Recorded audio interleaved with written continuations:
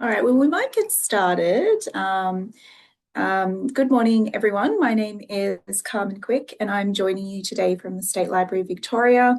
And I'm delighted to welcome you to the to the wider local studies seminar for 2026. So this seminar is for anyone who works in local studies or has an interest in the area. It runs over 2 days and features sessions on contemporary collecting, oral histories, cataloguing, and more. And all of the presentations will be recorded and available to watch at a later date. There will also be an online discussion at the end of the second day for those who would like to chat with local studies staff in other states and territories, and this will not be recorded.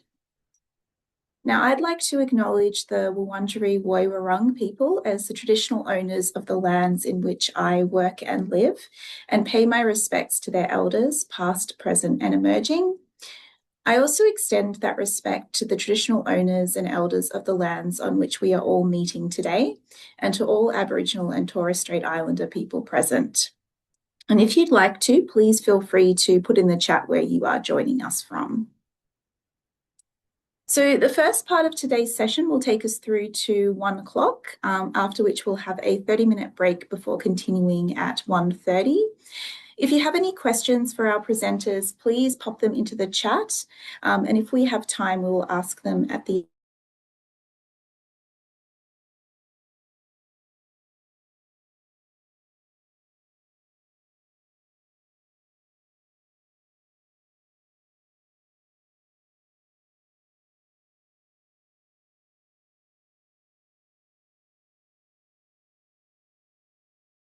today, and we'll be kicking off with 3 presentations about contemporary collecting, including rapid response collecting.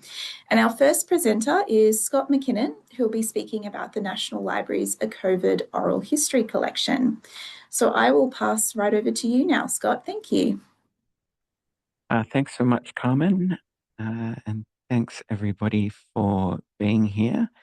Just bear with me one moment while I am going to share my screen.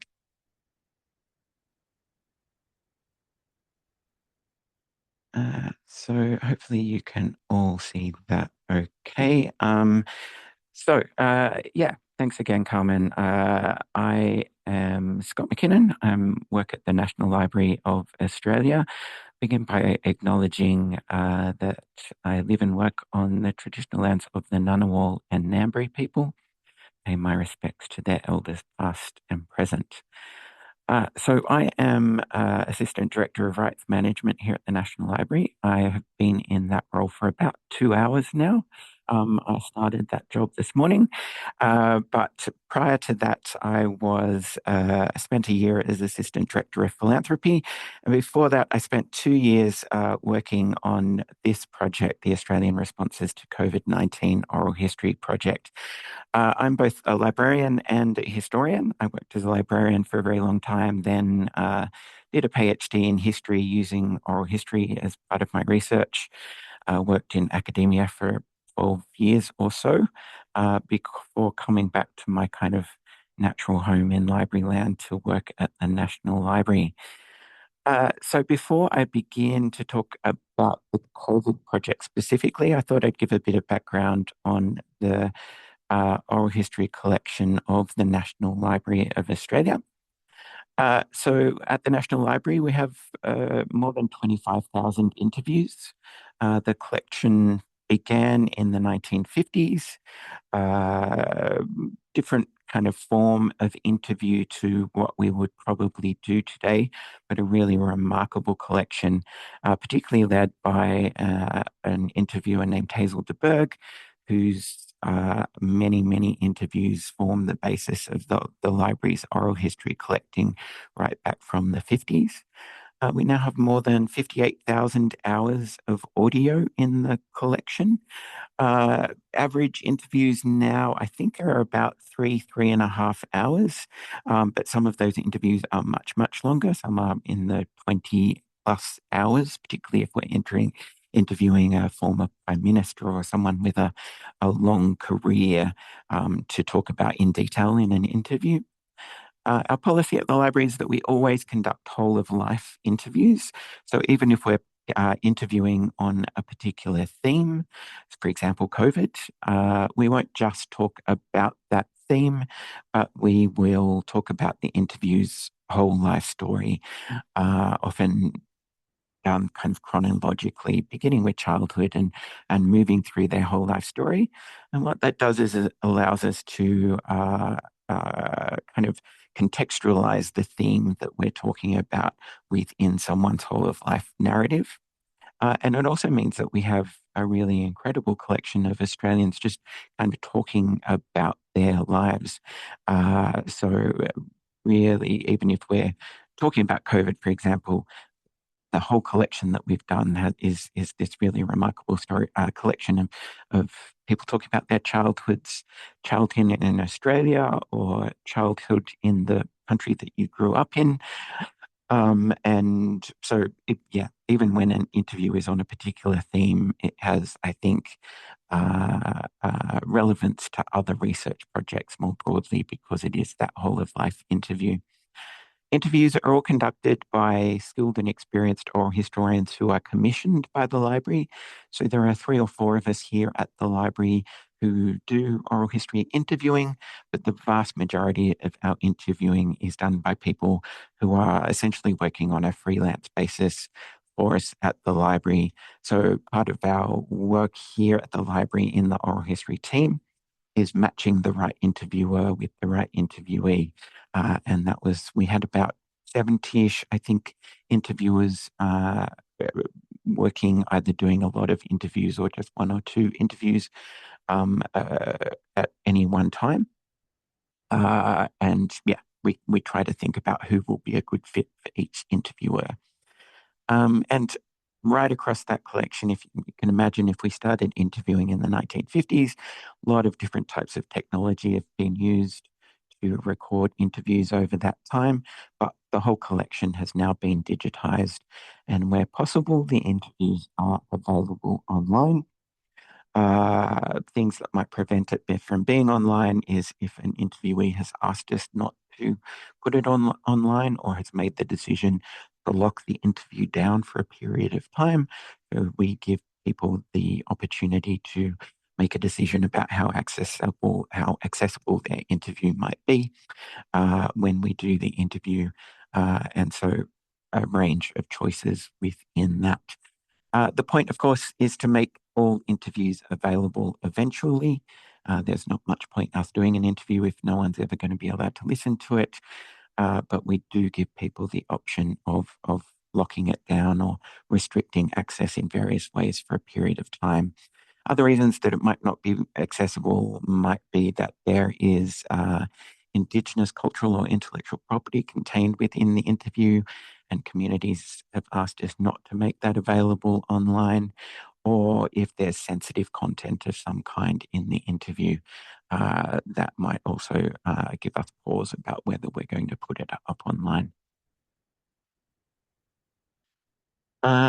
Within our collection development policy here at the library, we have a couple of kind of cohorts of interviewee. So what we collect are extended whole of life biographical interviews with Australians who've achieved national prominence in a variety of fields. So that might be prime ministers and other people who've had leading roles in politics. It's also in the arts, in business, in science, in sport. So a really kind of remarkable collection, I think, here at the library of prominent Australians, as I say, since the 1950s. And our other category for interviewing are what's called social history kinds of interviews, which is recording the memories and experiences of people who share a background or an experience. So a particular occupation, a particular place of residence, or something like COVID. So some of the big social history interview projects that the library has done, this is just, excuse me, a small collection, small selection of them. We have the Bringing Them Home project, which is focused on stolen generations experiences. This to me is one of the great treasures of the National Library. We've got 340 interviews there and a really important record and an opportunity for truth telling within the collection. Forgotten Australians and Former Child Migrants, 211 interviews. In the 1990s, the library started what I think was a fairly landmark project on Australian responses to AIDS in Australia. That includes people who were living with HIV/AIDS, family members of people who'd been lost to AIDS, as well as people in public health roles or medical research roles, and LGBTQ activists. So 109 interviews in that collection. And a couple of big projects that have been done in the last few years. The Badger Forest Road Bushfire Project was a collaboration with the Cobargo Bushfire Resilience Centre, and that's with interviews of people in the Cobargo region who were impacted by the Black Summer bushfires. And we also did recently a big collecting project across various types of collecting, manuscripts, newspapers, people's papers, people's publications from people in the Indian diaspora in Australia. So multiple forms of collecting, but also with 70 oral history interviews in that. So that just gives you a bit of a snapshot, I guess, of the collection more broadly, and I guess where our COVID project fit within that. So the library decided that the COVID pandemic was of such historic importance to Australia that it was important for us to record a snapshot of experiences through the pandemic so that researchers in the future could have a sense of what it all is that we've all been experiencing since the beginning of 2020. So I was the lead on that project, and Leah Wilson was my excellent partner in crime on putting this project together. And what we did were 260 new commissioned whole of life oral history interviews that had a focus on Australian responses to the pandemic. And we were interviewing people of any nationality who had lived in Australia since January 2020 when the pandemic began, as well as Australians who have lived overseas during the pandemic, although all of our interviews conducted in Australia, so people who'd returned back to Australia having lived internationally to get that expat kind of experience as well.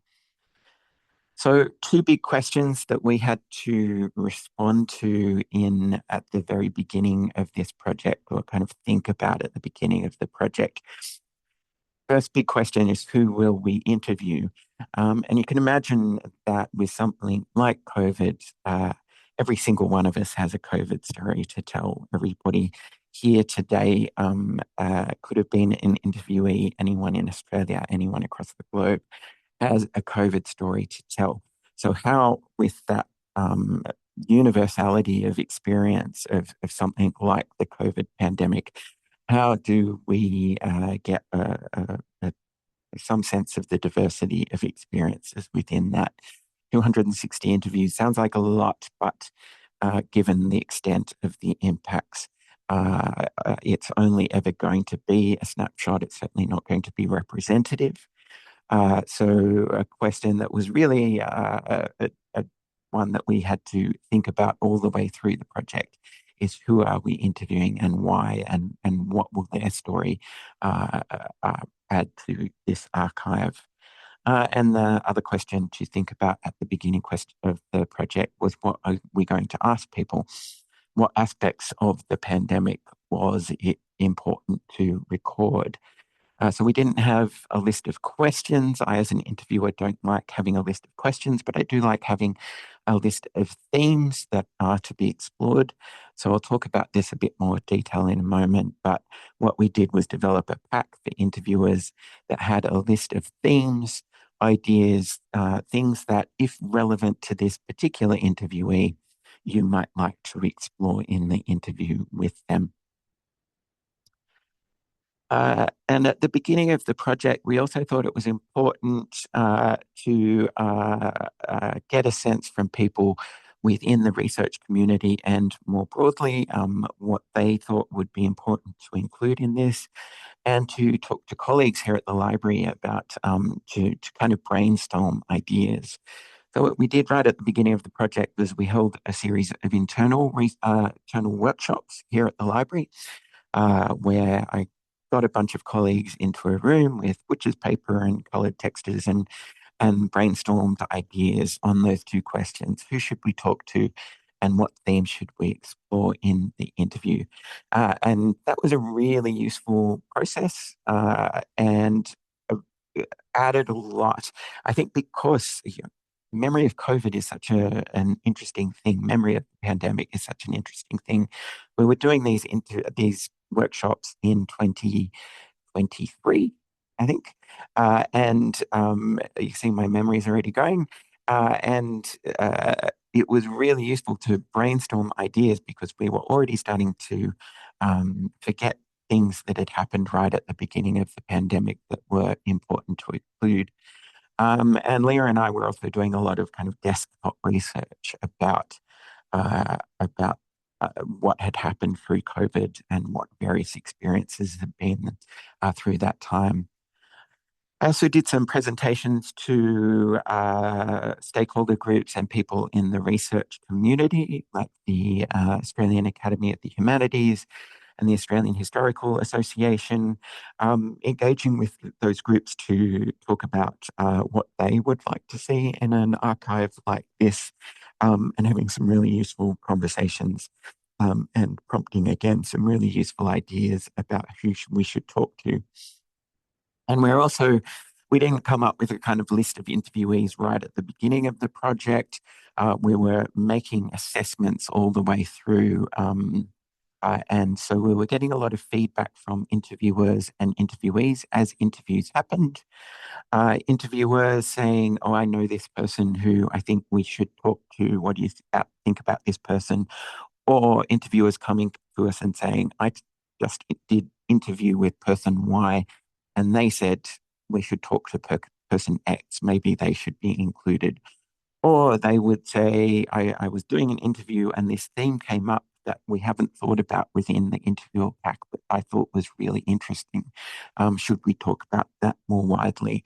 So that was really useful as the project went along, to be getting quite actively seeking that feedback from interviewers as the project continued.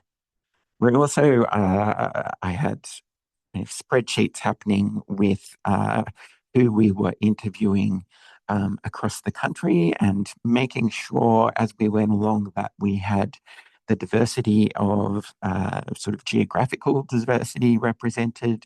Are we interviewing enough people in this state versus this state? What about employment categories? What about genders? What about cultural backgrounds? So making sure that we had some sense of the diversity of the collection as a whole as we went along, and where there might be gaps that we needed to see better represented through other interviews as the project continued. So we ended up dividing the interviews into a couple of loose cohorts, which really reflect back to that collection development policy. So interviewee cohort one was the smaller of the two cohorts, but this was with individuals who've played significant leadership roles in Australia during the pandemic.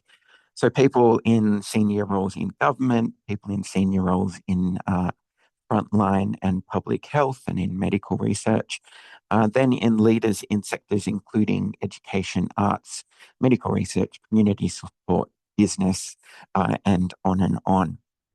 And so some examples of people who would fit within that category. We interviewed Scott Morrison, who was Prime Minister at the beginning of the pandemic, and Greg Hunt, who was the Health Minister at the beginning of the pandemic, about their experiences. And I was actively trying to collect the set of state premiers and territory chief ministers. We nearly got there, and hope to get there eventually. Obviously, these people are very busy with very busy careers, and it can be difficult to slot in a time. But still hoping to pick up the remaining ones there. We interviewed chief medical officers from every state and territory, so getting a sense of the experiences of those people who had suddenly were in very prominent, very public roles, and what was that experience like for them, fronting up daily to report on numbers and becoming these kind of public, almost kind of celebrities, in which was something that they weren't necessarily used to or expecting within their careers. People like Professor Jodie McBurnan, who's an epidemiologist who was reporting back to government, Dr. Dinesh Palipana, who is a medical doctor and a disability rights activist. In the arts, people like actors like Nadine Garner, Charlotte Wood, the author of the amazing book Stoneyard Devotional, which has kind of COVID as a background kind of theme in this wonderful book. And that's what I reckon, a content creator who kind of switched to doing online content, rather than public performance, through the pandemic. And then in business, people like Jane Herdlicker and Gert-Jan de Graaf, who are both leaders in tourism industries that were obviously very seriously impacted. And then interviewee cohort two, which I sometimes call the rest of us, getting a sense of the rest of our experiences right across the country. As I say, trying to capture a snapshot of diverse experiences. So we interviewed residents in all states and territories, in urban, regional, rural, and remote areas, people of diverse cultural backgrounds and diverse genders. Everyone was aged 18 or over. We only interview at the library people who are older than 18.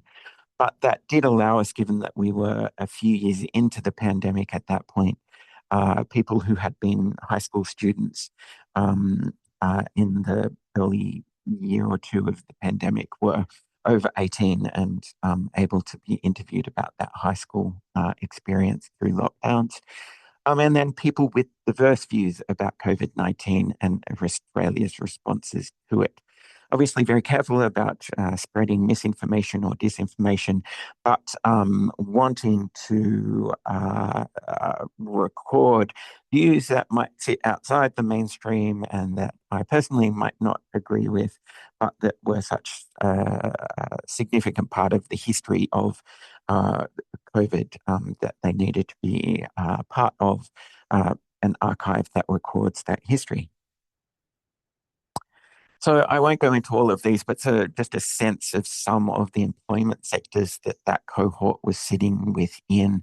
Obviously, frontline medical staff, super important, and some really challenging, difficult stories within that cohort. People who were doing roles kind of at the front line of COVID response, including contact tracers and compliance officers. And then, as you can see there, just a sense of the diversity of the experiences across the community. This isn't comprehensive of what we interviewed, but a selection of the kinds of people that we were talking to. So, having continually, I guess, working through that first question of who are we going to interview, we were also thinking about what will we ask. And what we came up with was a list of themes, of project themes, under these categories. And I thought, time permitting, I'll just go into a couple of these categories in detail. But health and well-being, obviously critical to a pandemic. Interviews, home and housing, public spaces and access to public space, particularly through lockdowns or in times where there were certain restrictions happening, work, education, and managing everyday life. The emotions of the pandemic. I think oral history is particularly useful as a way of recording the emotions of an event or a time period. And then relationships, our relationships with our partners, with our families, if you had families living overseas, if you had families across other internal borders, if you were a family where everybody is suddenly doing school and work at home, how are you managing those kinds of relationships through that period? So just to go into a couple of those in more detail, the theme on health and well-being, talking about these issues of getting tested, getting vaccinated, or choosing not to, people living with a chronic illness, recording interviews with people who were impacted by long COVID. What was it like to be pregnant and have a child through the pandemic? And then people's views on state and federal government health policies. I'll just play a brief excerpt of one of our interviews that fit kind of within this theme. This was an interview done with a young person named Emma Harding. Emma was just starting her PhD in virology in 2020, so obviously a significant time to be doing that kind of research through a pandemic. This was an interview with Anna Zhu, and Anna, at the beginning of this excerpt, says to Emma, did you have any challenges or pushback from people in your life about wearing a Yeah, did you mask? get pushback with a mask wearing from anyone you know? Not really. I was happy to be quite firm and be like, I'm not coming out with you unless you put a mask on, because that is something that I thought was pretty non-negotiable. So even if they were like, oh, it'll be fine, I'd be like, you do that in your own time, but with me, the mask is going on. So I think I did take a bit more of that expert role, I guess, and felt that I was getting information from peers and I knew enough that I could enforce stuff and be firm around those topics. And yeah, we did have a few gatherings and things where it's like, if everyone's not vaccinated, I don't want them here. Like there was a big kerfuffle at the Christmas of 2021, I think, when the vaccines had come out, but not everyone had access to them or had gotten them. And one person wanted to come that wasn't vaccinated, and things like that were touchy subjects in the family, but So I think you get a sense there of different themes overlapping. We're talking about testing and masks, but you can see how those kind of issues could impact on family relationships through that time and some of the challenges. So you get a sense, and I think this is such a lovely part of oral history, is we can get details about what restrictions were in place and about when the vaccination was available. Those kind of things we can get from other sources. But what we get from oral history is a sense of how those things could get wrapped up in and did get wrapped up in people's lives and people's relationships with their family. Uh, the theme of home and housing came up a lot. This was a really important one to talk about.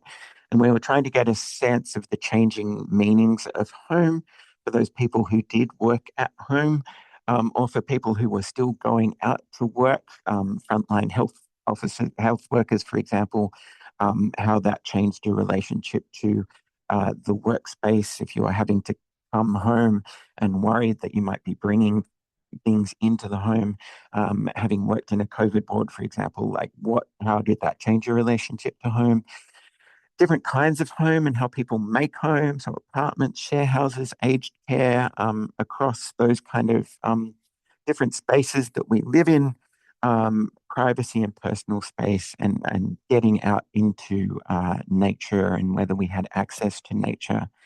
Again, I'll play a little clip, and this is an interview with Professor Jodie McVerdon, who was um, working incredibly hard, sort of crunching data, looking at as an epidemiologist and on government committees and reporting back to government and advising government about public health measures that needed to be in place. So obviously very intense and very difficult work through that time. And this is an interview that Jodie did with an interviewer named Michael Green, and he asked her a bit about the kind of work that she was doing and her work life and her workspace through this time. Yeah, particularly through some periods like if we get to the second half of 2021, we're writing reports on 5 sequential work streams to National Cabinet. And there was a lot of time working in my pyjamas in bed in the room next door, and just not a lot of sleep. So the days were long and tiring, and you just had to do what you had to do, pull it out. Can you give me a sense of that? Is it like up at 5 and midnight? Yeah, I mean, because the meetings were so intense through the day, if I actually had to write or generate intellectual content, and you were trying to sort of synthesize and help people think through and process experiments, because models are experiments and people are bringing up their content, you're trying to make sense of it and direct what's the next thing. I'm someone who better in the morning. 4 or 5, depending on how much work there was to do. Then, usually a pretty full day of meetings, then, try to actually be available for my kids, cook a proper dinner and sit down and have some sofa time together. I tried because they're older, that's kind of was the natural end of the day. And from pretty early in 2020, they were here doing homeschool in their bedrooms, and that was our time to kind of regroup, and sometimes I still had to go back and do some more work, and weekends were pretty hard to avoid work, but there was nothing else to do anyway. So, it was a lot. Can you describe to me how this room was? Where was what did it look like? So now it's a lovely sitting room. So where you're sitting with a laptop on the knee. Oh. Laptop on your knee. Yeah, not very ergonomic, and there was a table just there, so it's been moved, but the laptop would go up there once we were all on Zoom calls. So I'd sit there and twist it around, and a couple of colleagues we're very worried about the way you're sitting there. You're all twisty. You're going to do your back in. What you get, I think, in that interview is, we can find the kind of research that Jodie was doing, and get a sense of the impacts of that research. But here in this interview that's happening in the space where she was doing the work, and Michael thinks to ask the great question, how did you have it set up? And you can hear the shock in his voice that Jodie was working on a laptop on her knees. Like the actual lived experience of doing the kind of work that she was doing comes out in that interview, and still being a mum and having those family relationships. And there's another section of the interview where she says sometimes she would turn the Zoom screen off and be like sweeping the floor or cleaning up the kitchen while she was in these meetings, because nobody else was going to do that work around the house, so she was doing that. It's a really great example of oral history getting to the as I say, the lived experience. And just finally, just to finish, another theme around public spaces, and so the significance of borders, and how borders that mightn't have meant a lot, people living in border towns like Albury Wodonga, who might in everyday life cross that border without really thinking about it multiple times a day, and suddenly that was closed. What was that experience like? Our access to public space and policing of public spaces, discovering life on Zoom and trying to do all of our work on Zoom, and to catch up with friends on Zoom. So those kind of virtual spaces and the importance of those. Social distancing, what was it like to go and order food and having to stay distanced from each other through that. And then again, diversity of experiences right across the country. So obviously the intensity of experiences in a place like Melbourne with long lockdowns being a very different experience. And I remember we invited one person living in rural Australia to be interviewed, and she said, well, I don't have that much of a story to tell, I don't think, because yes, I didn't get to see the grandkids as much as I wanted to, but it wasn't the same experience as it was in somewhere like Melbourne. And our response to that was, your experience is part of the history of this pandemic. So we didn't just want the most intense stories, although we certainly wanted to include those. We wanted to understand what it was like right across the country and the different levels of impact across the country. So I will leave it there, I think, for time. But really appreciate the invitation. And there's, I think, 130-ish of these interviews up online on the website. Do feel free to jump on and have a listen to them. Thanks so much. Thanks so much, Scott. That was a really amazing presentation, and it was really wonderful to see what the National Library have been doing, and all the complexity involved in it. And we do have a couple of questions in the chat, which I think we have time to read out. So I'll just go find those. So the first one is from Adam and wonders if you ever had difficult requests made after the fact, perhaps decades later, of people wishing to change access conditions, ownership, or repatriation. For example, if a community, organisation, or local Aboriginal community believed that the story belongs to them, even if the original interviewee signed that material to the library and made it available to be public. In essence, how do you manage legal rights and community complaint? Great question, and relevant to the job that I've been in for the last 2 hours, which is that's one of the issues that we deal with in the rights management team. And yes, you've kind of hit on an example of something that could cause a lot of complexity, which is someone in an interview shares Indigenous cultural or intellectual property that they are sharing in good faith. They don't mean to be doing the wrong thing in talking about that. Maybe they've done research earlier in their career and that comes up, but it's not necessarily their story to tell. And so we would, if a community asked us not to share that online, for example, we would usually respect that request. That's really important to us to not be sharing material that communities would prefer that we didn't. So yeah, that's a core question, and one that is something that we continue to deal with, I guess, on a case-by-case basis. The consultation with community and increasing our consultation with community is really important part of the work. Thanks, Scott. Another question from Lucy. Are you considering following up on this project now 6 years on from the beginning to capture the social impacts and trauma of such a big event on societies? How collectively it may appear to have all moved on, but the lasting impacts may still be lingering. Yeah, we don't have plans to do a follow-up on this particular project, but what we're finding is in doing whole of life interviews across other projects, COVID stories are part of those interviews. So interviews that we're doing today for other projects or with eminent Australians, the impacts, the longer term impacts of COVID are coming up in those interviews. So it might be how it's affected someone's career in the long term, for example, or those kind of issues. So certainly COVID is still part of the interviews that we're doing, but not a specific COVID project. Yeah.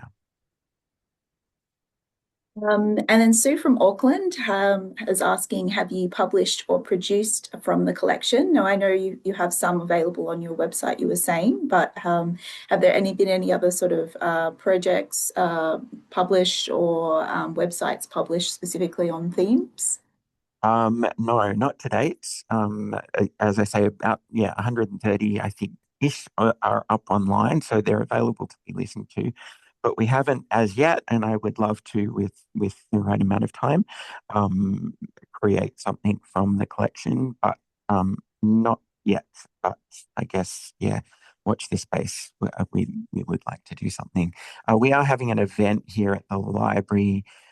So in August at the library, we're having an oral history month with a series of events, and we will have an event at the library that will be live streamed with a few of us who are curators or were curators in the oral history collection talking about this project. So we'll share some stories there, but nothing beyond that as yet. That sounds great. I do have a question just about cohort 2 and how you found people. Did you advertise or did you actively look in the community for for specific people? Yeah, so a bit of both. So Leah and I were doing desktop research and finding interesting stories online, and sending invitations specifically to people, or sending invitations to organizations, or contacting an organization and saying, who do you think in your organization might like to be interviewed? And then as the project went on, we advertised. So we did some publicity around it and a call out for people to nominate themselves to be interviewed. And when we did that, we kind of specified particular areas that we were hoping to talk to. So tradies, for example, was one area that we didn't have any interviews, and couldn't find anyone to talk to. So we advertised, and some people popped up. So we would tend to advertise around, specific areas that we were hoping to talk to. Great. And just another question about the first cohort with some of those politicians. Did you find that like a difficult experience to line them up, and to did they have like embargoes on their recordings? A lot of them do, yeah. So particularly, if people are still in politics, they might not want these available immediately. But lining up is challenging for people, well, anyone with a busy life. It's and not just in politics, but more broadly, lining up an interview, finding a time for an interview, particularly when we're asking for, often people would respond thinking we were doing a kind of media style interview and it's going to take 20 minutes, when we were saying to them, oh, could we have, 3 or 4 hours at least to do a longer interview. So that was a little bit challenging at times. But once people understood what the project was, and that, people were pleased, I think, that the library was doing the project, and for the most part wanted to tell their story as part of it. Yeah. Thanks so much, Scott. I think we'll leave it there. If you have any further questions for Scott, feel free to pop them in the chat. But yeah, thank you. We will Thanks, move. Carmen. Thanks. We'll move on to our next speaker, who is Alan Spalding from State Library Victoria. So Alan is in the State Library's collection curation team, and is going to be talking about the State Library's Taylor Swift concert collecting. So I'll pass over to you, Alan, if you're ready to go. I am here. I can't get my camera working, so I hope the share works. All right. Yep. We're not a Zoom-friendly institution here, so I hope everyone can hear me. Yep. And I'm just sharing now.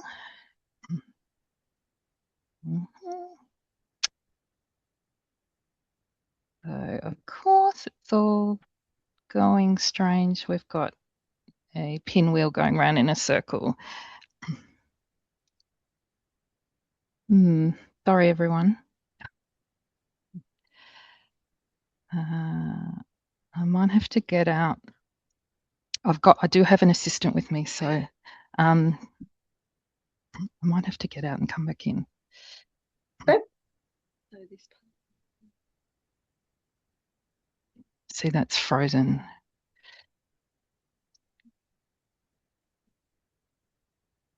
Sorry, everyone. Of course. Oh, yeah, Carmen, do you want to load up your version? I can do that. That's possible. It's sort of frozen. Yeah, I do. I'm going to load it up. My power cord has actually tech problems. My power cord has actually stopped working, so I'm just going to run and get a new one.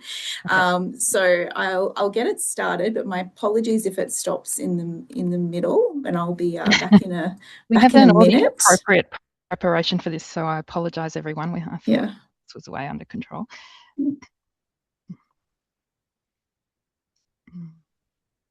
Okay.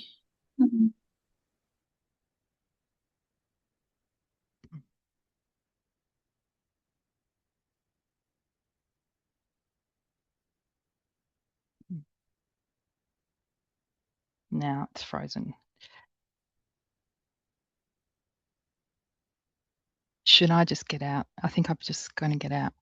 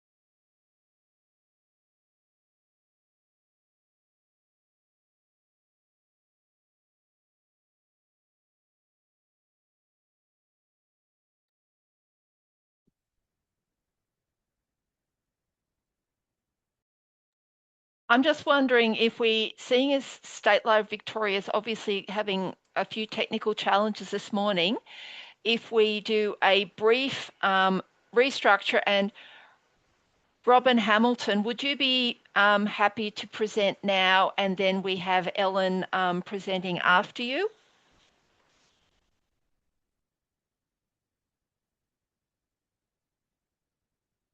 Robin, you're muted.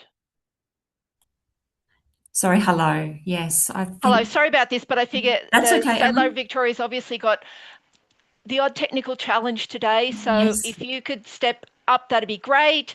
Sorry to not do a formal introduction. Over That's to fine. Robin at the State Library of Queensland. Let's give it a go. Okay. Hi, everybody. All right.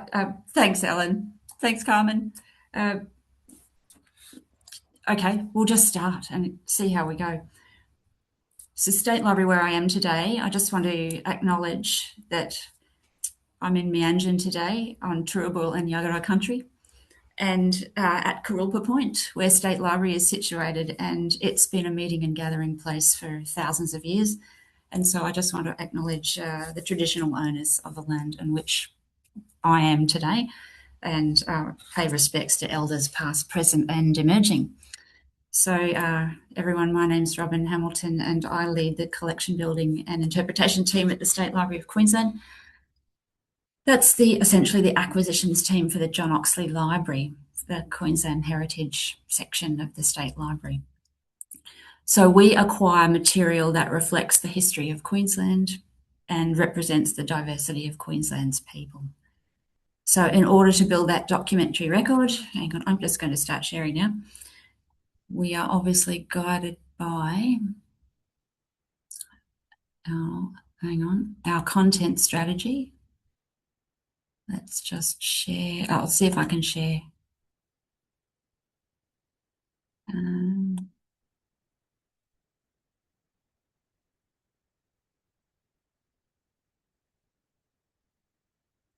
Sorry, hold on, everyone. Should have started that before we began. There we go. Can you all see? Yes, thank you. Great, great. Okay.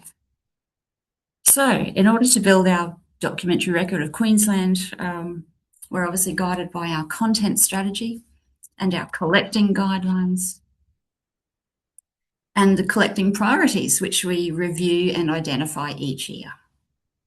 So today, I'm here to talk about collecting in response to natural disasters, and we certainly have a spectacular range to choose from here in Queensland. And just to also talk to you a little bit about how we've collected in response to the pandemic, but just a bit. So I'll just mention that only my first couple of slides are dot point slides, text slides. And then I'm just going to take you through a series of images, and we'll just talk about those dot points in relation to the images and the collections that they're from. So, right. I think it's always good before you do any kind of collecting, obviously, check back with your content strategy and your collecting guidelines. In relation to natural disasters, I think that's really important. What do you want to collect? What do you think the collection requires in relation to these often massive and wide-ranging events that occur in your state. Here are just some things that you can or do collect. Again, completely format agnostic and old things, new things. But I think the really important question is, what can you reasonably collect? What can you safely collect? What is your capacity to collect? And so you make those decisions in real time as the event's happening or in its immediate aftermath. I just thought it would be good to just really, in a nutshell, nut down some things that we would consider, certainly at State Library, before we launch into any collecting related to natural disasters. And number one is safety and duty of care. Whether it's your own staff or external contractors who you're sending out to document natural disasters, you absolutely paramount is everybody's safety. So you'd never send your own people or anybody else into harm's way. And that should really decide all your decision making. Do you go for your own staff to document, or if you have them, or do you hire contractors if you can? What are you looking for? Are you more interested in first-hand accounts or a sort of a documentary observation, sort of photojournalism, sort of, for instance, of what's happening? Do you want to capture the event literally as it is happening, or wait and see what the aftermath looks like and collect more along the lines of reflection about the event rather than the event itself? Maybe the news reporting covers it in terms of as it's happening. Maybe it's more useful for your collection to investigate how people felt about it afterwards. And depending on the scope of your library, obviously, is it a very specific event? Did it affect the whole of community, or are you targeting particular community groups or areas or sections of the community to whom the event has happened? How do you acquire? Do you commission others to do the work? Do you make purchases from vendors of one kind or another, or do you rely on public donation? So how do you source this new content? Where do you look for it? Online, in the second-hand market, on the news, on social media, from trusted professionals, trusted practitioners. This is always a big one for us. Do you do a public call out, or do you make a professional selection from material that you have generated or others have generated? Sometimes a public call out we find can be, look, it's a be careful what you wish for. You have to put very strict parameters around a public call out for information because it can create a mountain of work. So I think you have to be a bit careful there. So we're a bit circumspect about that. And I guess the other thing we think about is, are you after, what kind of information are you after? Are you looking for just news reporting sort of information about a natural disaster? Are you looking for like first-hand accounts, creative responses? Again, or a bit of all of the above. So just checking in, can everybody still hear me? Hopefully. Yes, we can. Fantastic, thank you. Okay, so what I might do for the rest of this little talk is just show you a number of images from collections that we've amounted over time in response to natural disasters. In Queensland, we do floods and we do cyclones most of all, not quite so many bushfires as some of the southern states are really subject to from time to time. So I think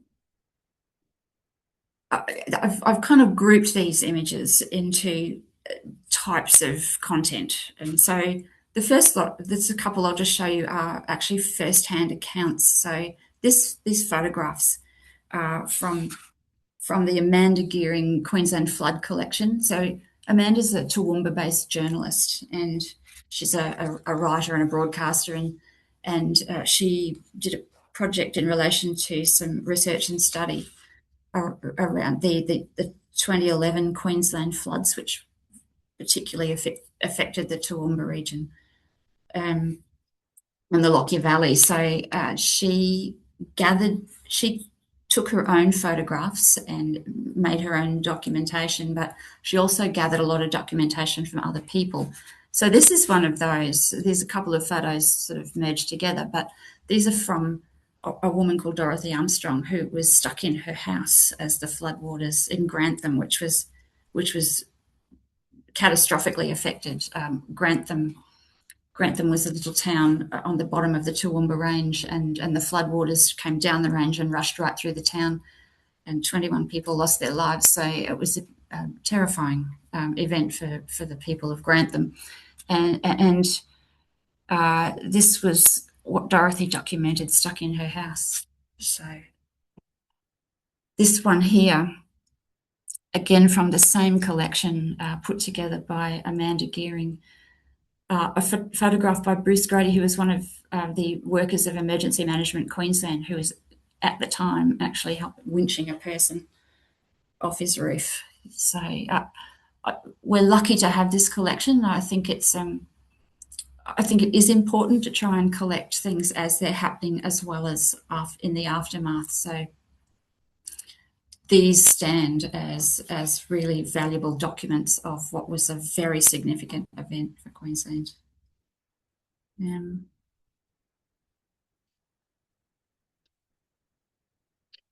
Actually, before I talk about this one, another thing Amanda did, we have another collection of Amanda's called 5 Years On. So she went back to those people and she interviewed them. So the first collection included photos and interviews, and the second collection includes interviews, how it impacted their lives 5 years on.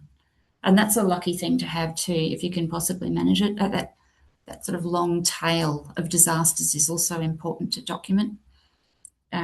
They have a long tail, sometimes for decades in recovery. So that's great to have those accounts down the track. This photo here is a bit more in the immediate aftermath of Cyclone Larry in 2006, taken by a photographer called Brian Cassie, who's based in Cairns, where lots of good cyclones happen. And Brian has documented many cyclones over time, and we have a great collection of cyclones over 30 years.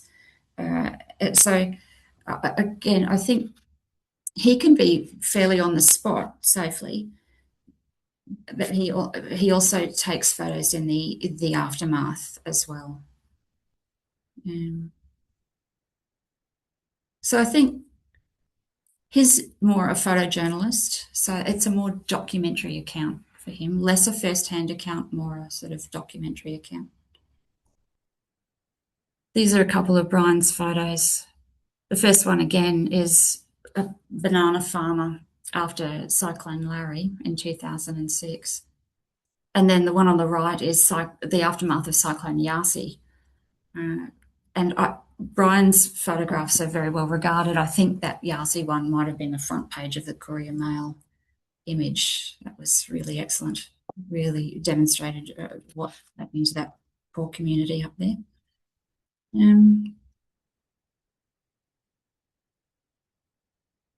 A bit similar to what Scott was saying about COVID. I'm just going to pivot to COVID now. We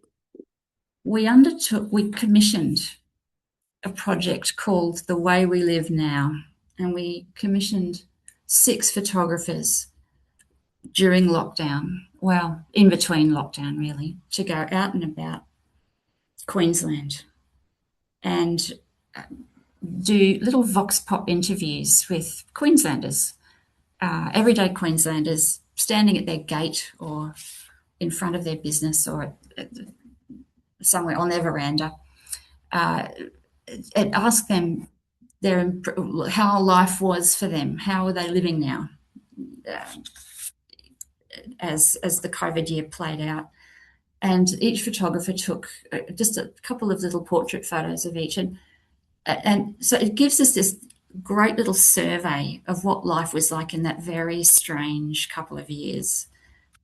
So not by far as in-depth as anything Scott presented before.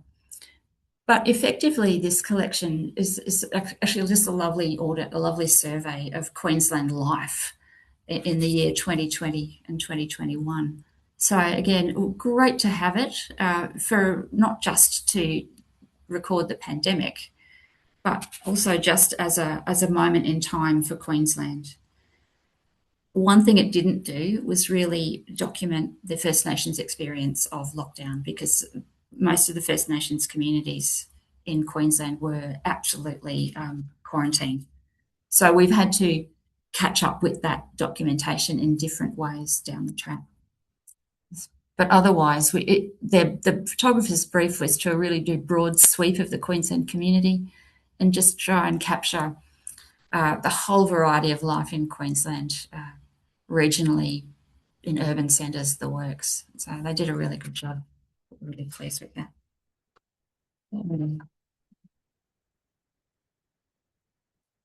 I've just grouped these next couple of photos as same disaster, different perspectives. So if you're lucky enough to be able to commission other professionals to document a disaster, it's really interesting to explore the different interpretations they might have. So these couple of photos are of floodwaters in Brisbane during the 2022 flood, so quite recent. And they're by a lovely photographer called Joe Ruckley, who's taken quite a sort of art photography approach. They're beautifully composed shots, and he deliberately chose black and white in order to depict the flooding. So we think they're just a lovely representation. Completely different, same disaster. Photographs by Heather Faulkner, who's very much a social documentarian. And Heather's photos always have a very human element, really captures the nitty-gritty of ordinary life. There's one. But they also often contain a lovely humour and humanity to them. So this one, I love this one. What else can you do in a flood if you can't get into your front door? You might as well just lie on the road and watch the water go by. Different again, another photographer, Lewis James, who happened to have a drone and took some fascinating photographs from above of the flood, the impact of the flood in his local area. So it was the same week in Queensland, in Brisbane, but very, very different interpretations and documentation of that disaster. Different again are creative responses. I think that's always really fascinating for a collection to hold as well, if you can. Because creative responses are more, how did you feel? How did you, well, you can do the reflective interview, but sometimes the reflective expression can be really powerful.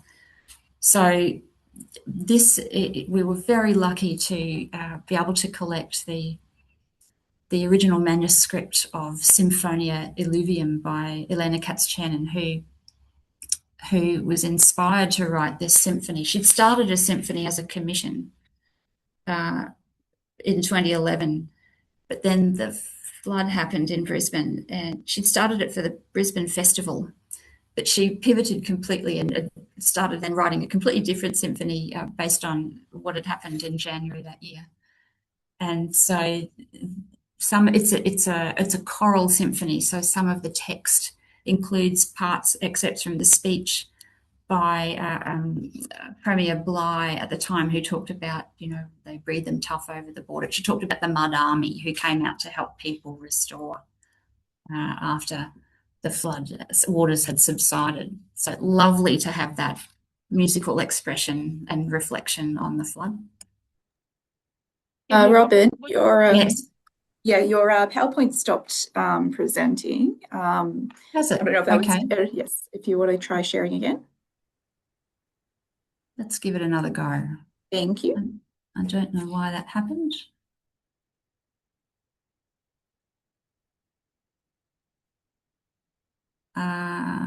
Can you see it now or not yet? No, not yet. Okay, hold on. Let me stop sharing. Okay, right. Let's give it another go.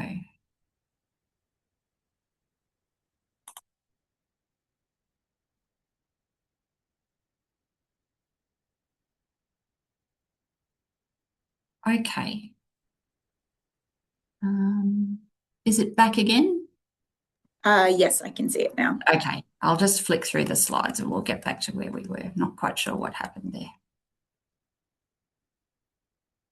Right, can everybody see that slide of two patchwork? Yes. Great, Good. okay, great. So this little slide, this slide here, in 20, so this is a pandemic one. This is called the Queensland Quarantine Quilt, or rather excerpts of it. It was an initiative of ABC Radio Brisbane. It was really just a community project to say thank you to the local healthcare workers, but also to raise awareness, I guess, of the ABC really and the role it plays in informing, keeping community up to date.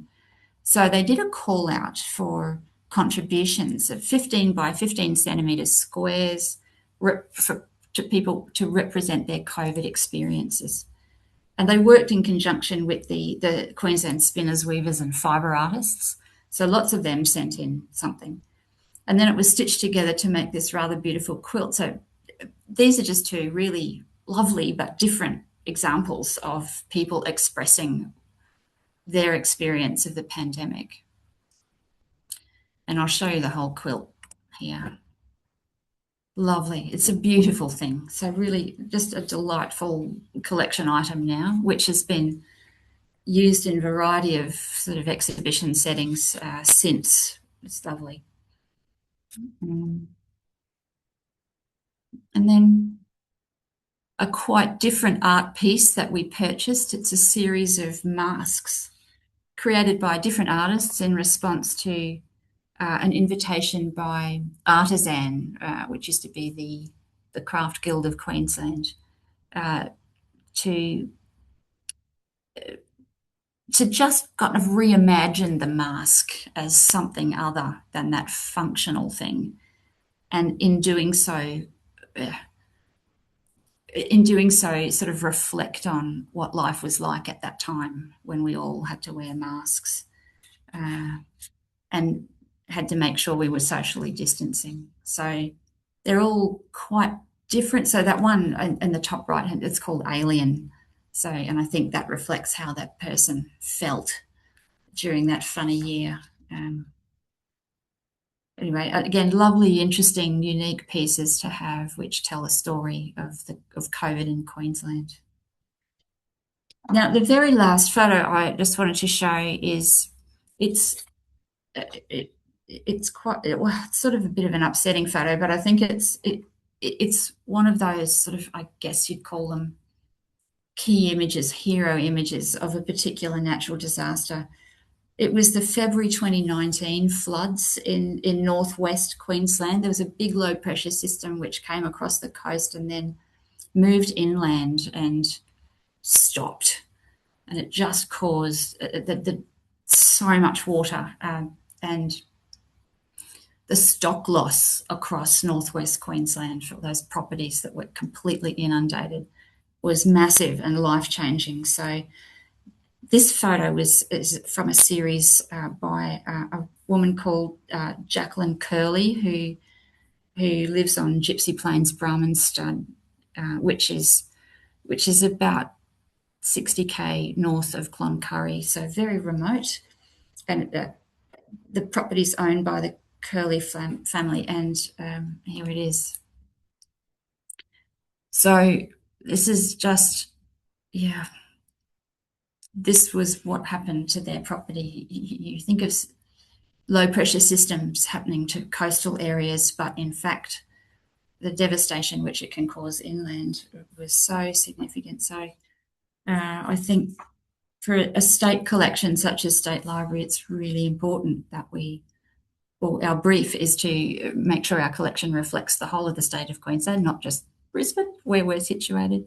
So I think this is a very powerful image for me, for all of us. Life is hard during these natural disasters. So that cattle, this was just one of thousands upon thousands of cows that died during that dreadful event. So sorry, I didn't end it on a particularly happy note, but I think I'll stop sharing now and we can go back and answer some questions. Thanks so much. That's all Thanks so much, Robin. And I'm very sorry at my tech problems at the start, caused a bit of a change around. But thank you for that presentation. It was really, it's really amazing to see how like photographs and artwork can tell such a story. And yeah, thank you for sharing that. I don't think we have too much time for questions. There is one in the chat though, if you have time to answer that in the chat, Robin. And Sure. if anyone else has any questions for Robin, please pop them in the chat. Now I think we might try again with Ellen. Ellen, oh, your camera is working now. Camera's working. Good start. I've changed browsers and I hope this will work. So let's just dive in. Okay, window. Oh, now it's okay. Share. I'm gonna pop.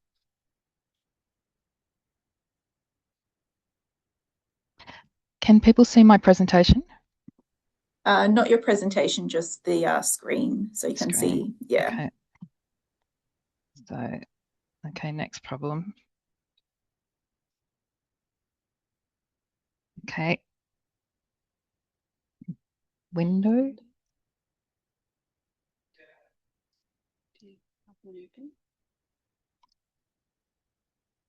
Share. No.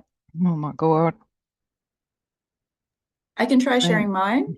Yeah, let's do that because you're plugged in now. We apologise, everyone. We've got actually multiple things going on here. So let's do that, Carmen.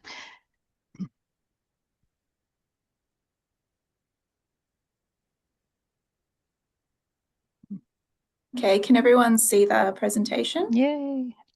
Okay, great. Let me know when to change slides, Ellen, and you're good to go. Thanks, everyone. Apologies. I'm just going to whiz through this. So there's a lot of images, and so let's just get going. So my name is Ellen Spalding, and I am a collection curator in the Collection Curation and Engagement team here at State Library Victoria. Thanks for the invitation to present today.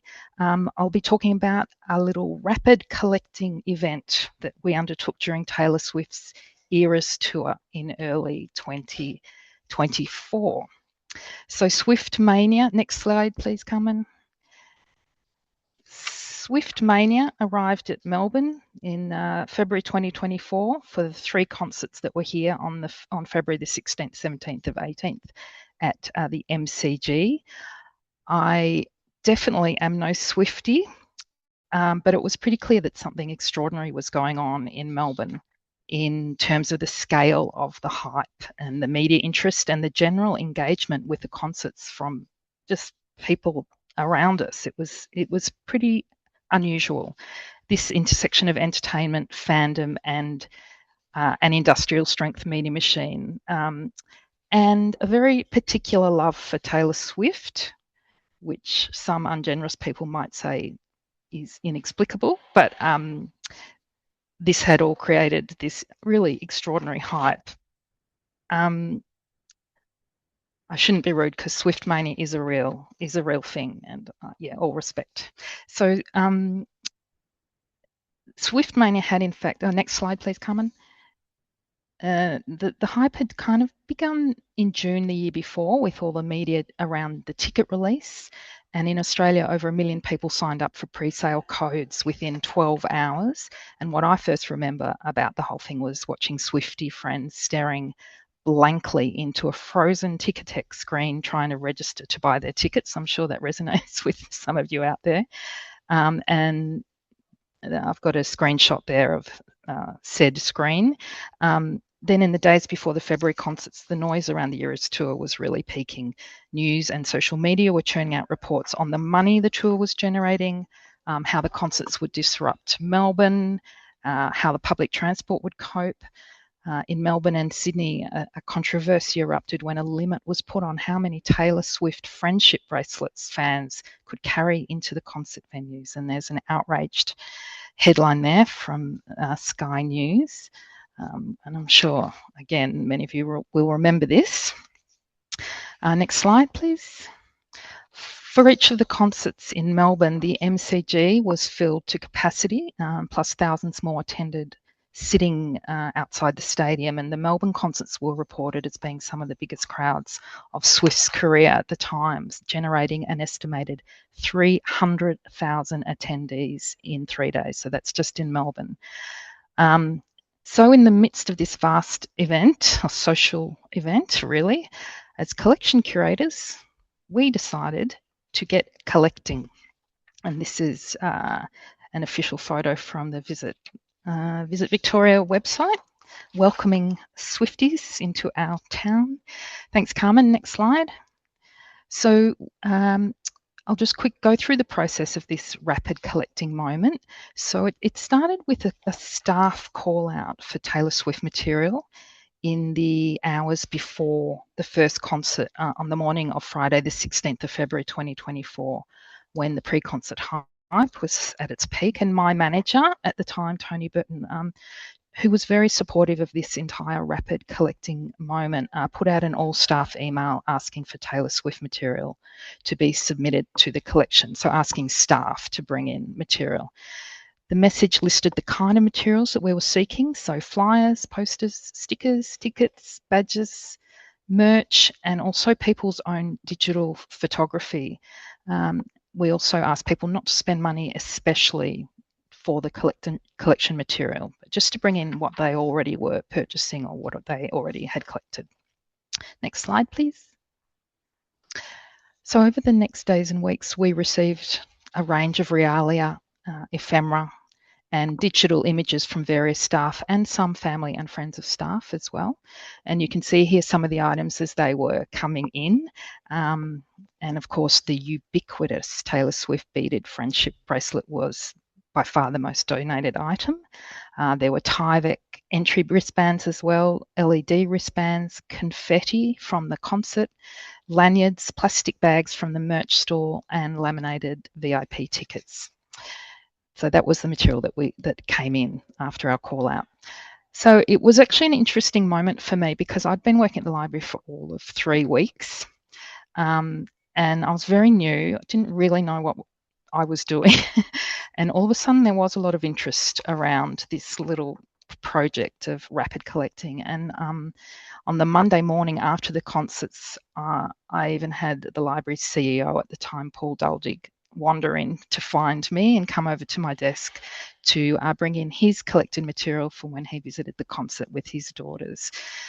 So it's clear that the way the call out had really resonated with people, and I think this confirmed that how the Eras tour was captivating people in a wider sense. Next slide, please. So we did collect digital photography, as I mentioned. We asked people to submit via an online form that was actually already set up for an earlier collecting project. So some digital photographs were also supplied by USB to me directly. And in the end, we accessioned 25 photographs from various makers for our Taylor Swift Eras Tour collection. And so I'll just show you some of these images. This is some of them. So these are from various makers who submitted. Next photo, please, Carmen. Got some more here. It's very cute on the ground shots. Next one, Carmen, please. Some more again. I just think these give a really great sense of being on the ground in the moment, in the concert environment, in that way that vernacular photography can do so well. And again, Carmen. And so these are great. I love these. They're from the collection. They show some of their friendship bracelets while they're being made. So this was happening everywhere during the tour, I imagine. So again, capturing something really ephemeral but authentic to the experience of what was going on around the tour. Again, Carmen. And these are some more of the acquisitions, the photographic acquisitions. Swifties out there will understand the meaning of each nail colour, each colour representing an album of Taylor Swift's. Also, the management of the public transport was a big issue at the time, and there's this signage represents some of those issues. How people were getting around with the help of the Victorian government. Next slide, thanks. So after the staff call out for materials, I began to see a few other little opportunities to do some rapid collecting so we could add to this collection. So these were a commercial Taylor Swift themed product from a Melbourne-based accessory brand, Erstweiler, that were released especially for the tour. Again, each of the set of 10 pins pays homage to the 10 Taylor Swift albums released prior to the tour. The symbols or the images on each badge are part of that lexicon of the Swiftie universe. And these were just items purchased online. Next slide, please. Now, a little bit more interesting was this collecting opportunity that emerged when I heard about the Tay Tam. Now, this is a real thing. Arnott's Biscuits had jumped on board Swift Mania and were riffing off a 2010 Instagram post, which I've included there on the slide, where Taylor Swift had mentioned how chewy caramel flavoured Tim Tams had changed her life, more or less. And the first Taylor Swift concerts in Melbourne also coincided with something called National Tim Tam Day, apparently a real thing, and the 60th anniversary of Tim Tam as well.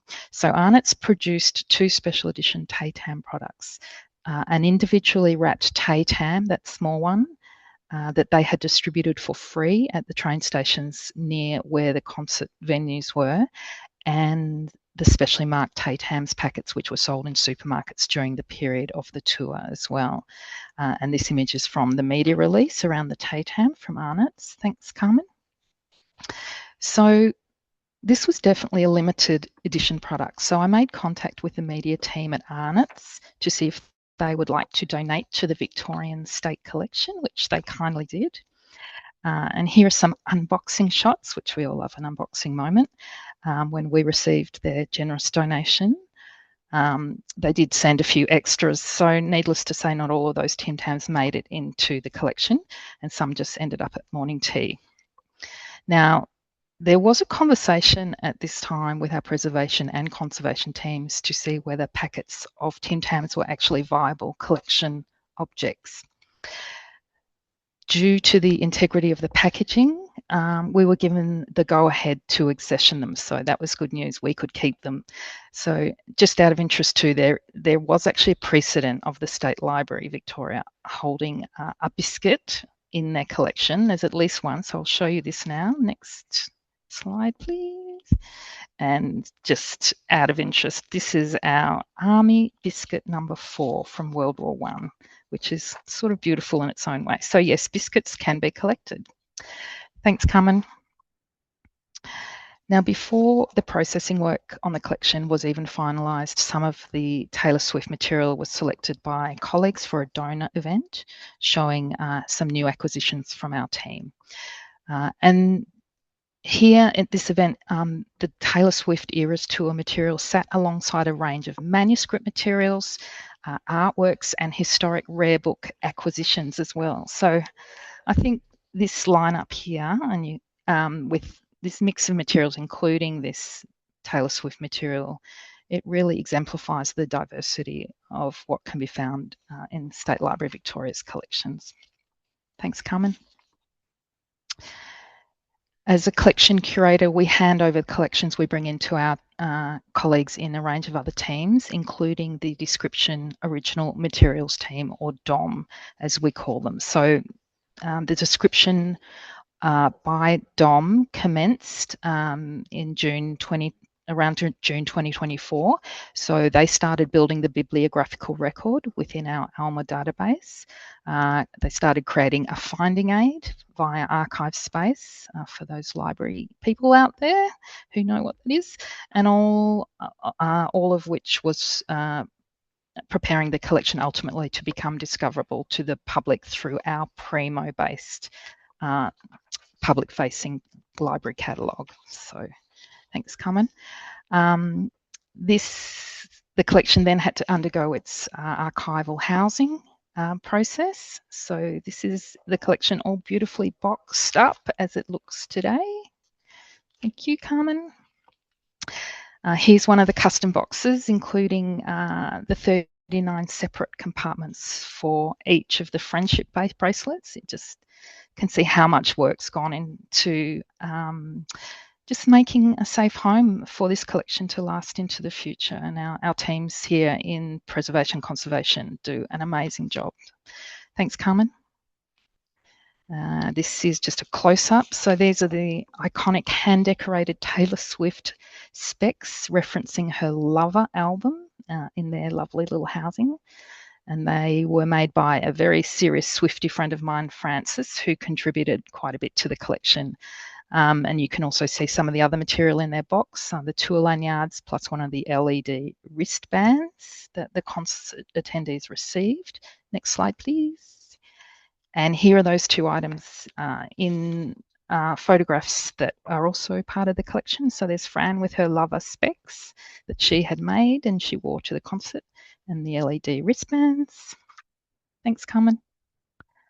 And this, I think, might be my favourite slide. So this is the beautiful Tim Tam housing. Every little Tay Tam individually wrapped biscuit has its own little safe housing and tabs, so it won't move around. So yeah, again, great work by our preservation team. Thanks, Carmen. Now, in terms of the digital accessions, the digital photographs had their own process to be accessioned, and they were ingested into our digital assets workstation, which we fondly know as FRED, which is the Forensic Recovery of Evidence device.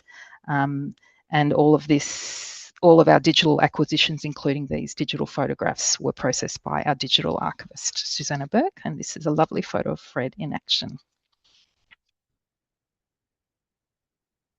So with the description work and the housing complete, our DOM colleagues could send the Taylor Swift Eras Tour collection out into the world by making the catalogue record live. And here are some screenshots from the catalogue record as it looks today via our online catalogue and website.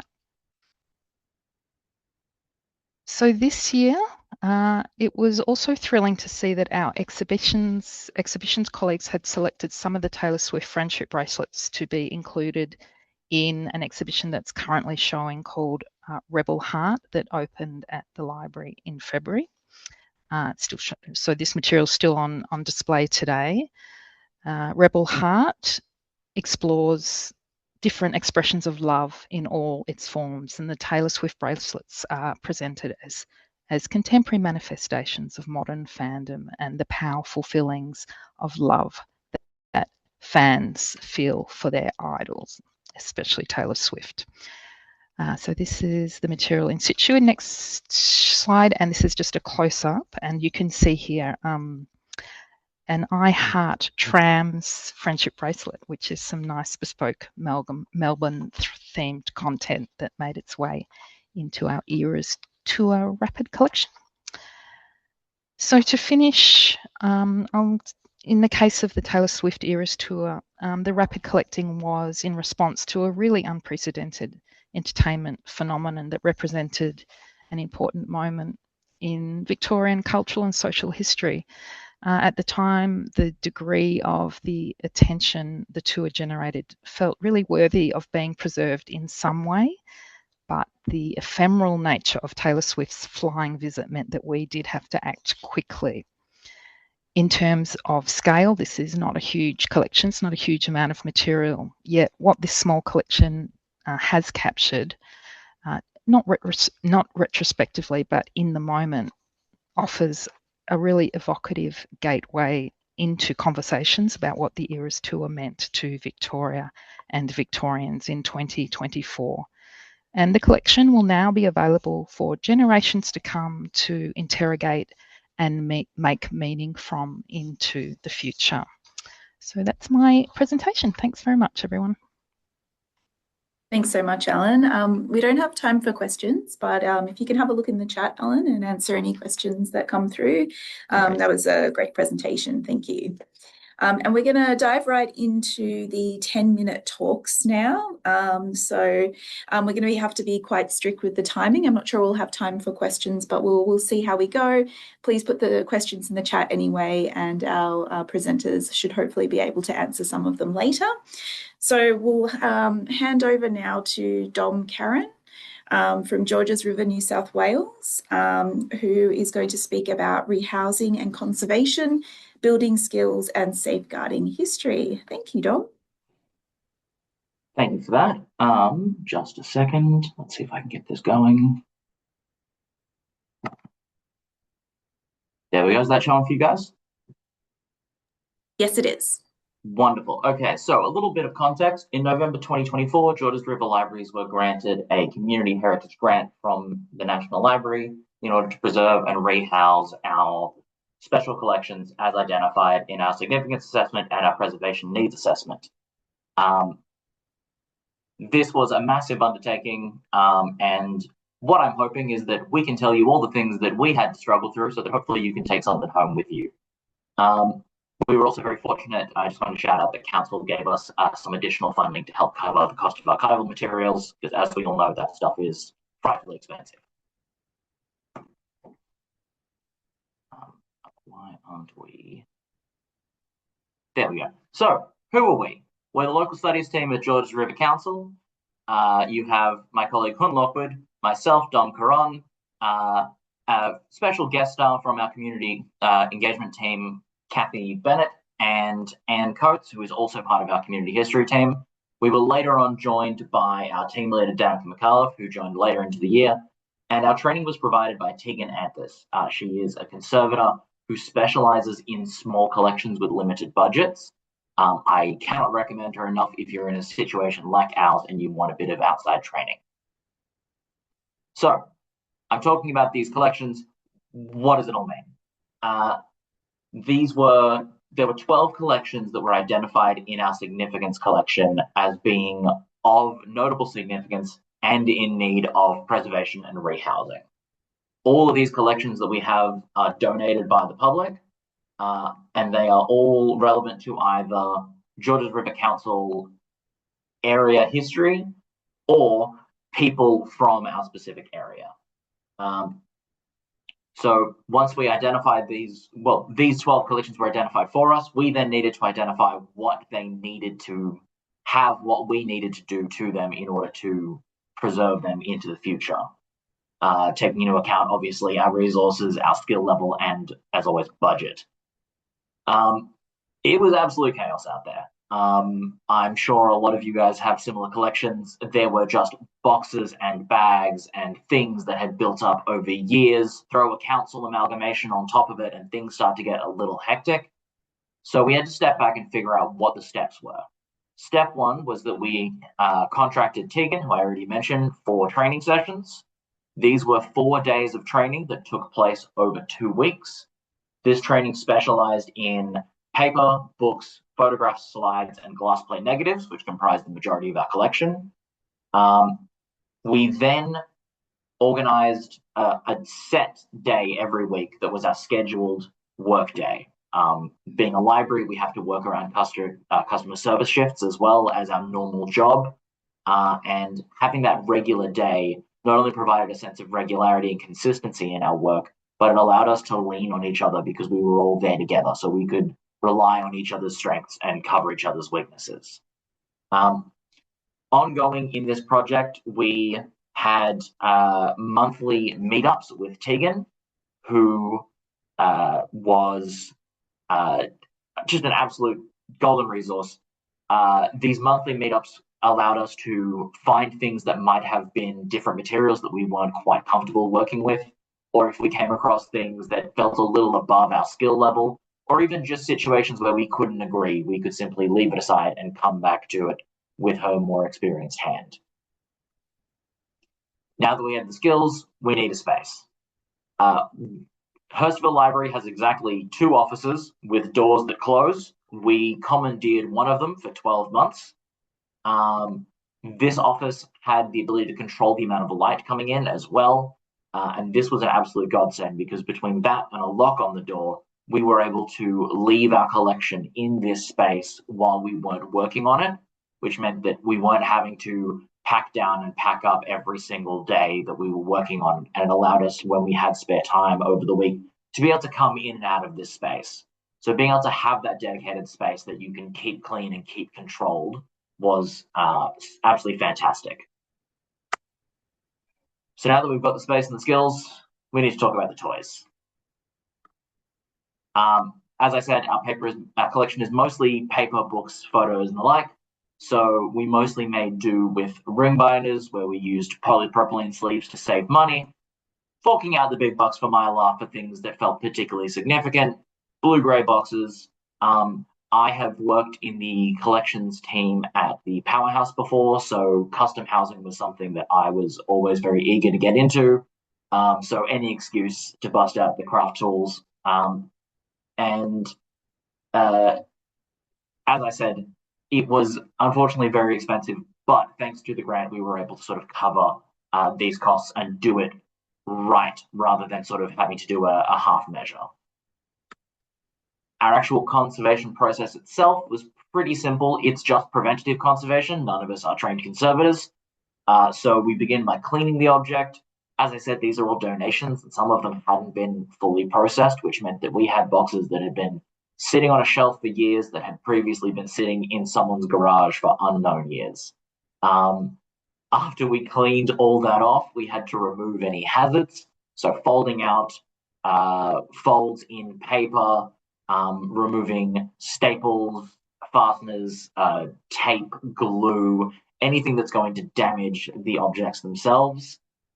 We then worked on stabilizing the collection as much as possible. So this is either through physical stabilization, like putting support into objects or immobilizing objects, or chemical processes. It's mostly a paper collection, so that's mostly just a lot of buffered paper. The final step is you want to put it into some kind of holder. So we would wrap it, box it up, put it into a sleeve, whatever it was, to protect it from the air, the light, the humidity, all the things out there that are trying to ruin our lovely collection. Here are some of our most wanted. Staplers, fasteners were an absolute nightmare. As you can see there, some documents had staples upon staples upon staples. Tears and folds in a paper collection very quickly turn into big problems and loss of object. So that was something that we had to get right on top of. And this is probably one of the moldiest items in our collection. We had quite a few dead mold colonies and a few that were active that we also had to treat. However, the greatest threat to our collection was disassociation. We're talking about loss of information, loss of records, or inconsistent record keeping. We had objects with fantastic, well-written, meticulous records with just kept in different parts of the collection that we didn't find until much later. We had objects with what looked like really good records until you actually compared it to what was in each box, and you found that the records had not been updated as things were moved. We had objects where the records had just been lost or had never been created to begin with. So how do we deal with this? We're a library. Information's kind of our bag, right? So we got fastidious. We got meticulous with our record keeping. We created a central spreadsheet, and with every object we dealt with, we entered into the spreadsheet the collection, the item number, the item name, the author, the date, the format of the object, the storage method, a description of the item, and the item's condition. Then we created a secondary sub-spreadsheet for each holder, recording which of the items or objects were held in each holder. Physical numbering and tags were put on every object and on every holder. We then printed the spreadsheets for the holders and put them physically in each holder as well. So you can see there in a box and in a binder. The purpose of this is twofold. One, it means that if someone tries to access the collection and doesn't know about the digital record, they can still identify what everything is. And as you can see there, quite a few of our objects have been wrapped or bound or covered in some way to help preserve them. And this record allows people to see what's in the collection without having to open it up and risk further damage to the objects. Then, all of these records are entered into the SPIDIS archive module so that they can be accessible both to us on the back end and to the public on the front end.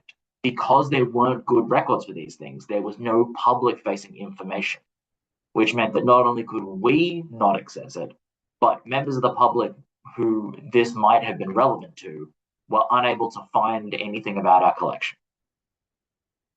So, 9 long months of slogging it out, we completed the project and acquitted the grant. What did we learn from all of this? And hopefully these are some of the takeaways that you guys can make some use of. We learned that maintaining our collection requires dedicated time and regular work. If you let it slip to the back, it will. It's very easy to tell yourself that you will fix your archival work later and that you can come back to it. And as we all know, you never do. You need to dedicate time to working on it and to plan ahead. So we still to this day have 1 day a week where we dedicate at least a half day, and if we're fortunate with our rostering, a full day, in order to work in our collection on stock taking, cleaning, rehousing, managing, taking in donations.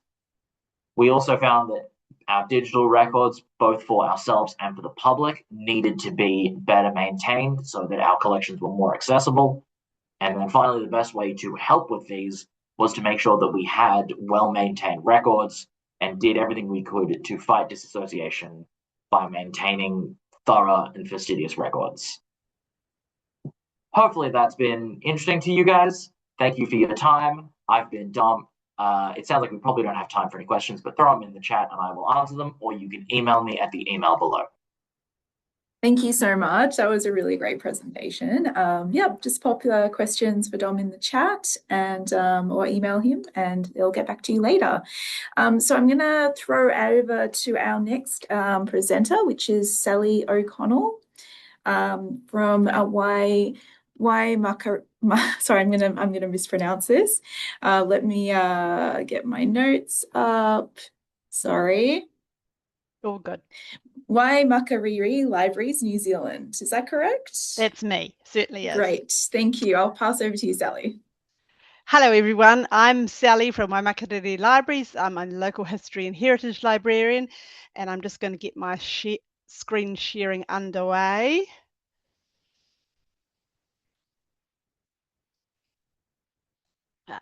This one.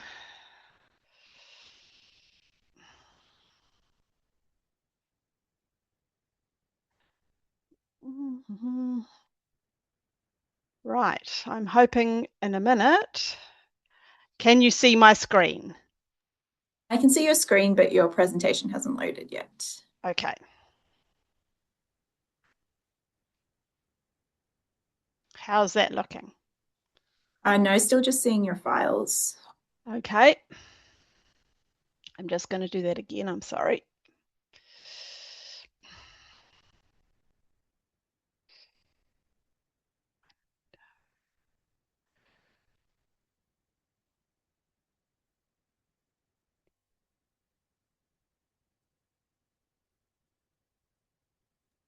That's great. Thanks, Sally. Okay, fabulous.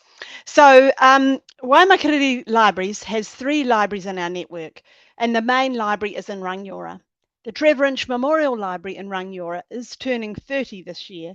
We are putting together a campaign to tell the story of how the building came to be. There are several strands to this. Firstly, we have a collection on Waimakariri Heritage, our heritage website. It's called Celebrating 30 Years of the Trevor Inch Memorial Library.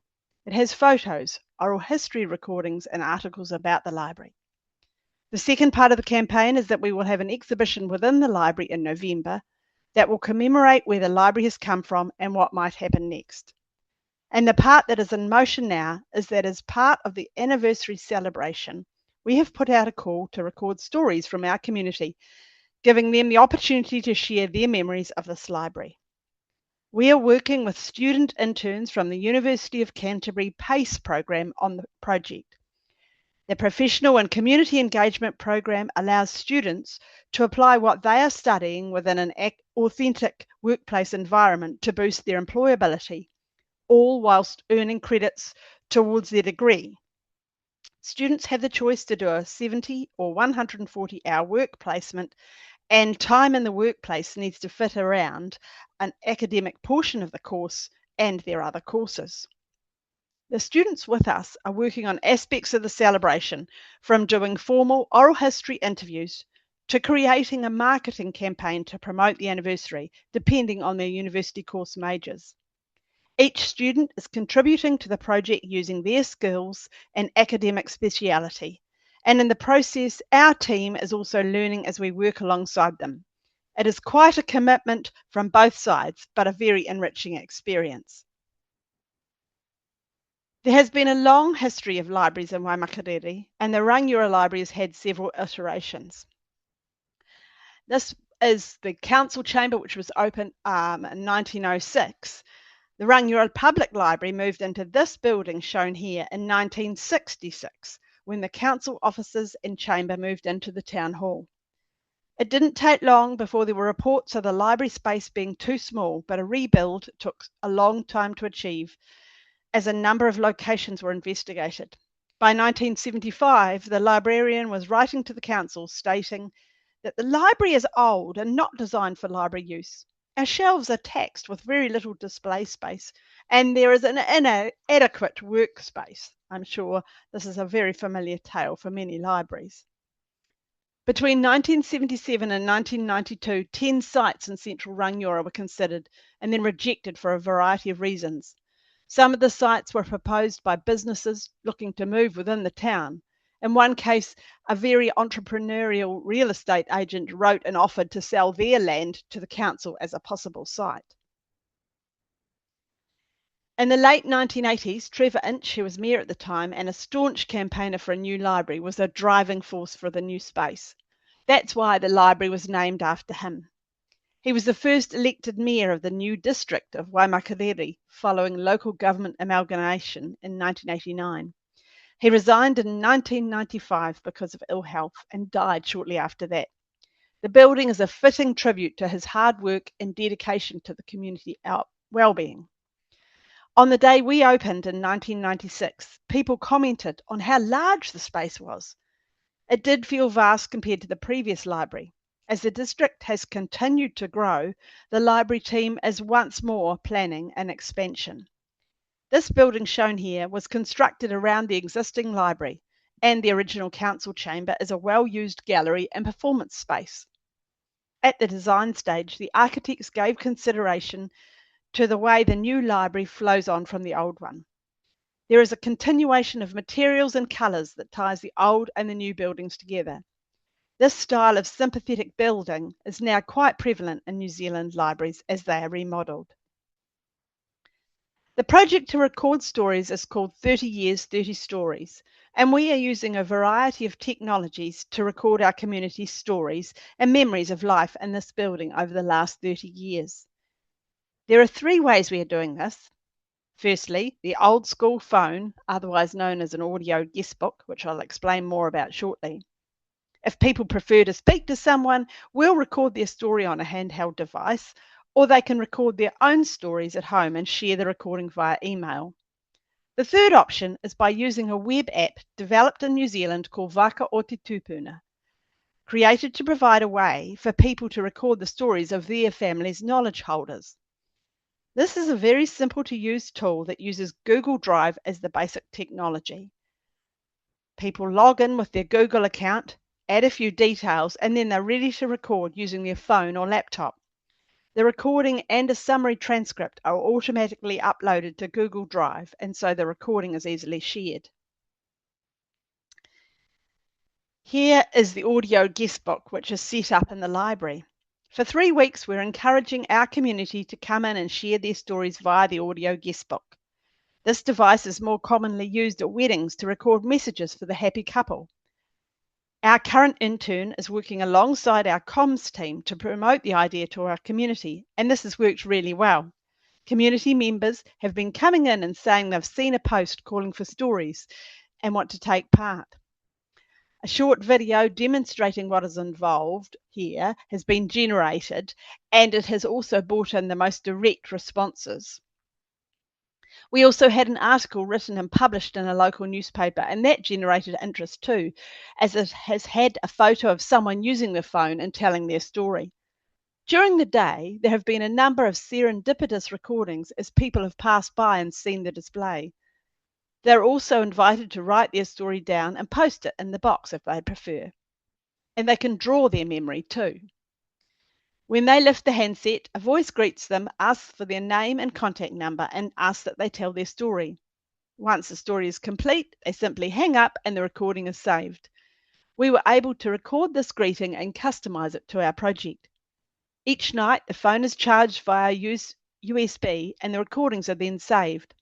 The phone holds an 8-hour charge, which works well for our opening hours. The display is set up within the line of sight of staff so that the team can keep an eye on it. This photo shows the library today. The old council chamber and then public library were incorporated into the building that was opened on the 21st of December 1996. We're now nearly halfway through our gathering project using the audio guest book set up in the library. There has been a good amount of interest in the display that includes the phone, and it has generated conversations with our customers. Naturally, I suppose, some people have stopped and walked away without recording. Others have taken a sheet of prompt questions and let us know that they plan to think about what they'd like to say and come back to record. Each morning, I go through the previous day's recordings. There have been a number of breathy messages where you just hear someone asking, "What can you hear?" or saying, "Tell them your name." But there has been gold amongst the recordings. The hardest part has been that I cannot be beside the phone all day, every day, encouraging its use, so I am relying on the wider team to encourage people to take part. When we have gathered the community stories, a number of them will be available to listen to within our exhibition. Some will be added to Waimakariri heritage for long-term preservation. Who knows how future anniversaries will be celebrated, but my hope is that our community will feel that they've been able to add to the story of this library. And if you wanted to know more, these are my contact details. And I've also included the Waka o Te Tupuna app and where to find that. And also a YouTube link there to watch the video of somebody demonstrating what's been happening. So thank you for your time and thank you for listening. And I'll stop sharing now. Thanks so much, Sally. That was great, and it's really lovely to hear from our New Zealand neighbours as well. I really love the idea of that audio guest book. That's fantastic. Thank you. So I know you've got you do have a question in the chat, so I'll let you answer that in your chat, and I will hand now over to our last speaker for this session before we go on break, which is Kerry Shaw from the City of Newcastle. And Kerry will be talking about professional development in digital preservation. Thank you, Kerry. Hello, everybody. Just get this all going.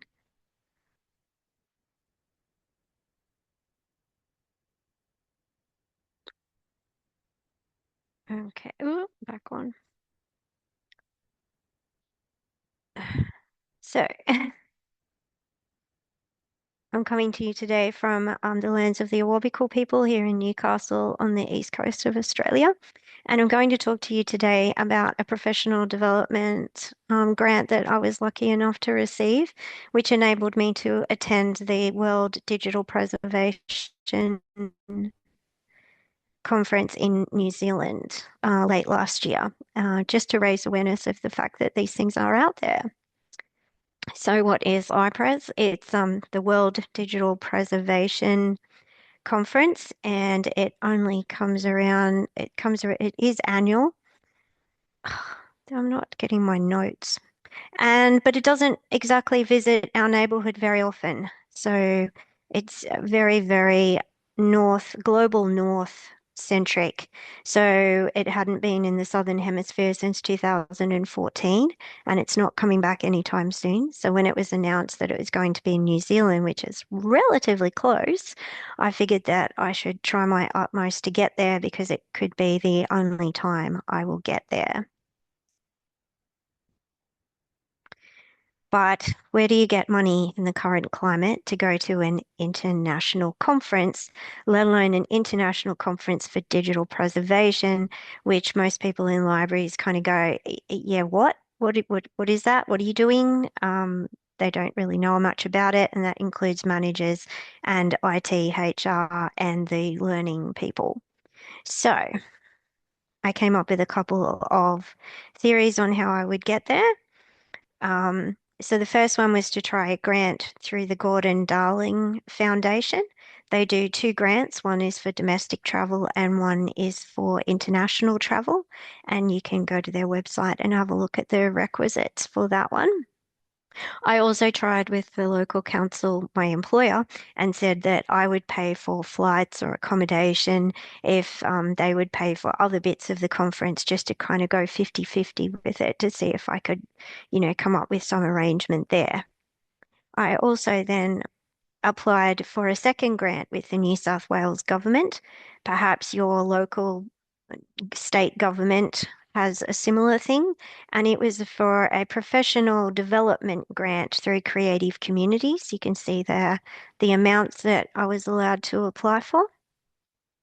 And this is last year's dates, but it is open. I think it's again open at the moment.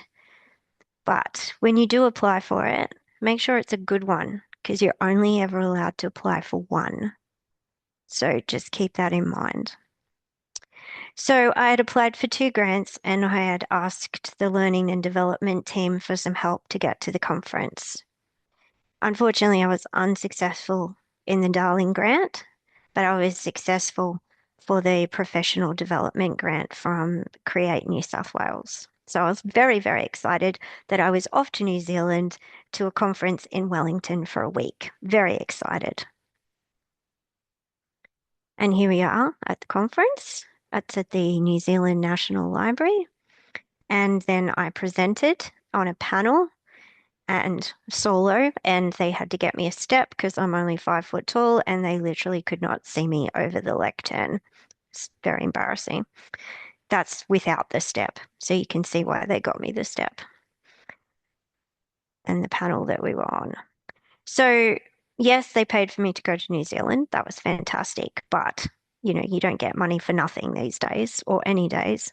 So I had to fulfill my grant promises. And the promise that I'd had was that I would on-train people in digital preservation when I got back from New Zealand. There's the exact words from my grant. And so I did. So over 2 days, in March, I ran digital preservation workshops at Hornsby Library. I had 22 participants over the 2 days from, I think it was just about every single local government library in Sydney came along to the workshop, and I believe from the feedback they were very successful. So that was good, and I was able to then report back to the grant. Beyond the grant, I'll continue to share my knowledge and on the dark art of digital preservation. And that's it. I had more notes, but I can't see them when I've shared my screen. The grant wasn't that difficult to apply for. I think the most difficult part of it was that each response could only be 300 words. So I had typed half a page on each one, and then when I went to put them into the grant application, it went character overload. So I had to cut that back. The process itself was very easy. I needed to get an ABN, which I did, and then it linked itself, for those of you in New South Wales, to my Service New South Wales account. So bear that in mind, that you need to be au fait with all of that sort of stuff. But yeah, keep an eye out for such things. It's a tough economic climate, and sometimes opportunities like this one, they're just too good to pass up. But at the same time, $900 for a conference fee, plus flights, plus accommodation, etc., is a lot out of our own pockets. So yeah, keep an eye out for such things. And if you need any details, feel free to email me. Thank you. Thanks so much, Kerry. That was really helpful. Yeah, pop any questions for Kerry in the chat or use her email. Yeah, that was great. Thank you. So thanks everyone for attending our first session of the day, and a big thank you to all of our presenters. We really appreciate you taking the time out to share your work. It's been very inspiring. We're now going to have a 30-minute break. So please return at 1:30 for the second part of today's seminar, and that's going to be chaired by Nicole Hilda from Port Phillip Libraries. So thanks all, and bye for now. We'll see you at 1:30. Thank you.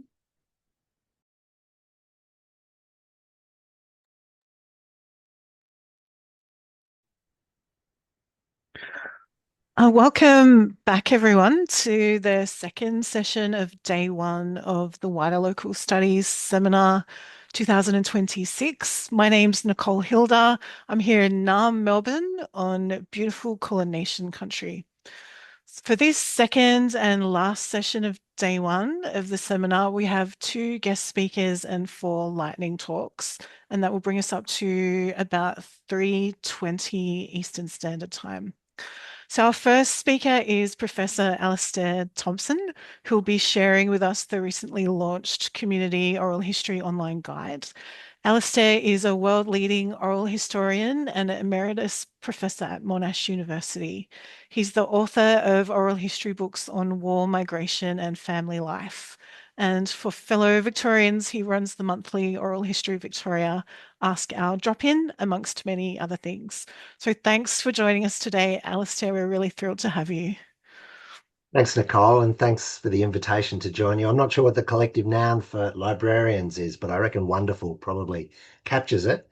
I'd like to acknowledge that I'm on Wurundjeri country in the northern suburbs of Naarm, Melbourne, and to acknowledge Indigenous elders, both past and present, and any Indigenous colleagues who are with us today. First Nations Australians have been sharing stories on this land about family, community and country for tens of thousands of years, and that's an extraordinary and continuing oral legacy.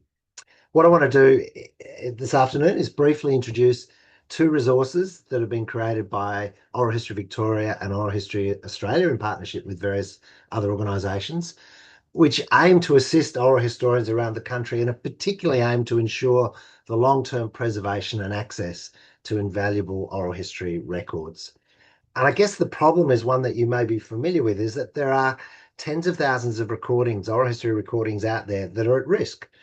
They might be analogue recordings, cassettes, reel-to-reel, whatever, sitting in local history libraries or in defunct community groups or in the academic studies, or they may be digital format recordings that are on people's hard disks, USBs, whatever, but not in a place or a way that will ensure that they're going to survive forever. And we know that analog recordings are going to be dead within a couple of decades, and that digital recordings are going to be dead as well if they're not future-proof to be connected to an archive that has the resources and the staffing and the enduring, robust future to ensure that they sort of brought to new digital platforms. So it's a real big problem. And so let me introduce the first of 2 projects. I'm just going to share my screen. And Nicole, can you just give me a heads up that you can see that one? The Precarious Oral History Project screen? Yes, I can see that, yes. Lovely, thanks. So this is a project that was actually funded by the Australian Research Council through Language Data Commons Australia, LDACA. Interestingly, it's a linguist project because linguists are interested in oral histories because they record natural speech. So we're piggybacking on the back of linguists as a way of trying to support preservation of oral histories. And the Precarious Oral History Project started last year. It's a 3-year project, and we did a pilot in Victoria in the first year. And basically, what we did, and I'm just going to move to the project output screen. we basically did a survey to try and find precarious oral history collections that people who ever held them weren't confident that they were going to be available and accessible in 10, 20, 30 longer years down the track. And if you want to read more about it, the project report is easy to find. I'll just click on it there. And I'm just going to have to move my screen so I can see things. And that's better. Basically, we surveyed a whole load of people who we thought might have oral histories over the last year. Came across 189 precarious oral history collections in Victoria that were submitted in these surveys to us. 28 of them from libraries, another 27 from archives. 67% of the collections had material about local and community history. It included, across the collections, just under 10,000 oral history interviews. We know there are many, many more that we didn't identify. Interviews that were recorded between the 1960s and the 2020s that take us back the last 120 years to the beginnings of the 20th century. You can see there the report, and if I go back and click on the database, so if you want to read more, read the report if you want to know more about it. But we basically put all the ones that we found on a database so you can check. You can also search all of the collections that were that we discovered. And let me just open one just to show you what you get. So this was from a local history society in the western suburbs of Melbourne. And it's a set of interviews from the Truganini Explosive Reserve in the first half of the 20th century. Just a dozen or 15 interviews recorded in the 2010s. And typically no consent forms, no documentation, pretty hard to, well, very, very precarious. So it gives you a sense of the problem that we're facing. Now, the Precarious Oral History project has now moved on to its second year, and in year 2 we're basically doing the same survey for New South Wales and ACT to find the precarious collections across the state and territory, and then hopefully in year 3 we'll move on to the other states. And at the same time, what we're doing in year 2 is trying to develop strategies to support those precarious projects to make them less precarious. So let me just move on now to the second of the 2 projects, the one that I want to focus on this afternoon. And this is the Community Oral History online guide and course. Basically, Oral History Victoria got funding from the Local History Grants Program, supported by the Public Record Office in Victoria. We pulled together an advisory group of people from all parts of the sort of oral history community across Victoria. We employed way back when local historians, professional historians, and their job was basically to create an online guide and a training course. Not just for Victoria, but particularly for colleagues in Victoria. And it's especially aimed at people working in local and community oral history, but also local libraries that might well be supporting community oral history projects.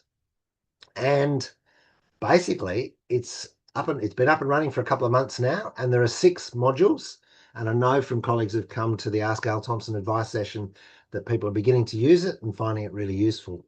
And you can see there are modules on project planning and preparation, on creating excellent interviews, on documenting interviews, on ethics, legalities and rights, on the Victorian Collections, which is an online preservation for community history resources in Victoria, but also there's a module about other preservation options. Now, if I just open and briefly show you each of these modules. So the first one on project planning and preparation basically gives you a background on oral history, about what it is, how to plan your project, how to think about your aim, about who you might interview, about length of interviews, about where you might record, and particularly to get people to think right from the outset about how interviews might be stored, used, accessed and future-proofed down the track. And at the same time, to begin thinking right from the outset before you do any recordings about ethical considerations, about rights. Because we know that people own the rights to their own interview, and unless they either share or assign copyright or make access permissible, then no one can really use them. So that's the first module. The second module is all about how to create excellent oral history interviews. It's got a whole load of material about the interview process, from making contact, scheduling, confirming, background research, creating an interview guide, preparation for the interview, lots on conducting an interview, and what you do after an interview. And I'll talk more about the documentation in a moment, about the recording environment, how to get the best possible recording, about recording equipment with links to other sites about recording equipment, about recording audio compared to recording video, the options, but also about recording remotely, which certainly since COVID has been an increasingly significant part of the oral history world. So really useful resource for anyone who wants to start conducting oral history interviews. The third module is absolutely critical because whether you're creating an audio or a video interview, your interviews are very hard for anyone to use if they're not effectively documented.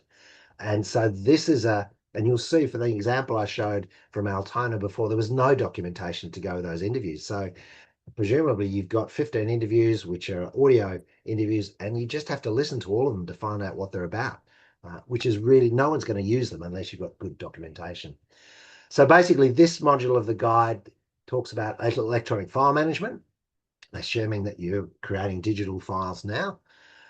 It talks about a range of different documents that you can create, including a post-interview summary, which I think is one of the most important, which is the account you write as soon as you've done an interview.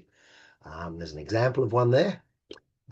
Talks about transcription, pros and cons, tools for transcription, including from the last 5 years, using voice recognition software, various apps, and the pros and cons of doing that as well. It talks about time summaries, interview overviews, talks about translation if you're doing interviews in other languages. And there's a section about the sort of metadata that a library or archive is going to want you to document so that your material can be accessioned and preserved. So that's that module. Then the fourth module is on ethics and legality. And basically, this was the most complicated module to create because the law of copyright is very complicated and we wanted to make it as clear as possible. And basically give people some basics about the key things about informed consent, that people need to know how their interview is going to be used, whether and how it's going to be preserved, and who might have access to it under what conditions that they impose. We talk about how you gather and record consent for the use, preservation and use of interviews. We explain briefly the law of copyright. We talk about why collecting institutions often want copyright so that they can make interviews accessible. We talk about sort of conditions of use that interviewees might like to create for their interviews. And then we begin to talk about how interviews might be stored and protected into the future, and also about if you've got previously recorded interviews, how you might manage those. We talk about interview review, which is basically sharing any documentation like a transcript with the interviewee, so that they can correct if necessary. And then we look at risk management, which includes, for example, discussion of sensitive topics, data security and privacy. So it's pretty comprehensive and pretty clear and useful advice for anyone new to the field. The fifth module is particularly relevant to anyone doing community oral history work in Victoria, because Victorian Collections is a partnership between the Australian Museums and Galleries Association Victoria and Museums Victoria, with funding from Creative Victoria, which is basically one way in Victoria that community collections can, if you like, get preserved in a way that makes them accessible subject to the conditions imposed by interviewees. We don't go into a lot of detail in the module about how Victorian collections work, but basically direct people to it if it's relevant to them. And then the final module basically thinks about, well, what are the other ways in which you might preserve your oral history interviews? Say you're a community project, or maybe you're an academic. We talk about why preservation matters, that you're creating this extraordinarily valuable historical record. I mean, the whole aim of oral history was to, if you like, capture the voices and the stories of people who otherwise might not be in the historical record. Working class stories, migrant stories, women's oral histories, First Nations oral histories, and so on.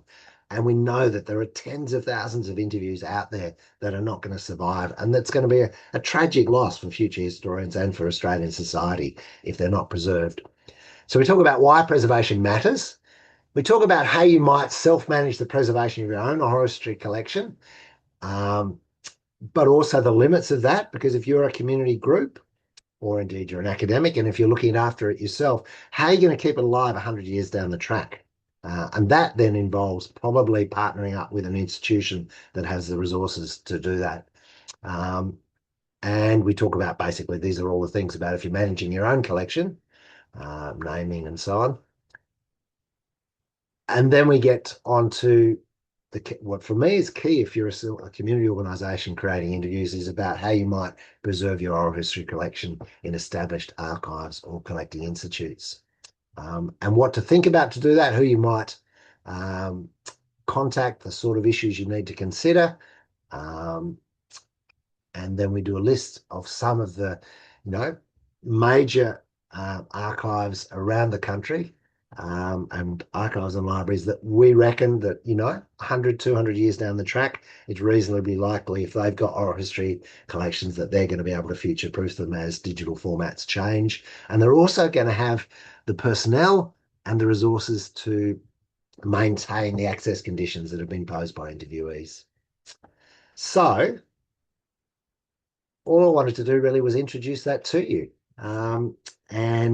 Look, I've just one other thing, as well as the online guide, we also created a course. You can see it there. I've already taught it once, called Oral History for the Future, Preservation and Accessibility. And it's really both for people who've got collections that are insecure and precarious, but also for people starting out on oral history. And the course is intended to get them to think from the outset about how they can best ensure the preservation and future use of their collections. I taught the course online in March. It's going to be taught again face-to-face at Oral History Victoria's symposium in, I think it's late July, still to be confirmed. And then we aim to run it twice a year, once face-to-face and once online. We had 25 people taking it, and we had a waiting list of about the same number again when we ran it the first time. So there's a lot of demand for a course like this.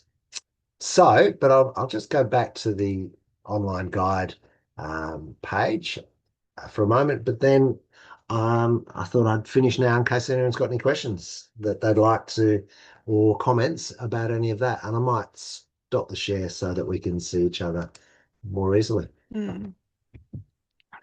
Thanks, Alistair. Two really important projects.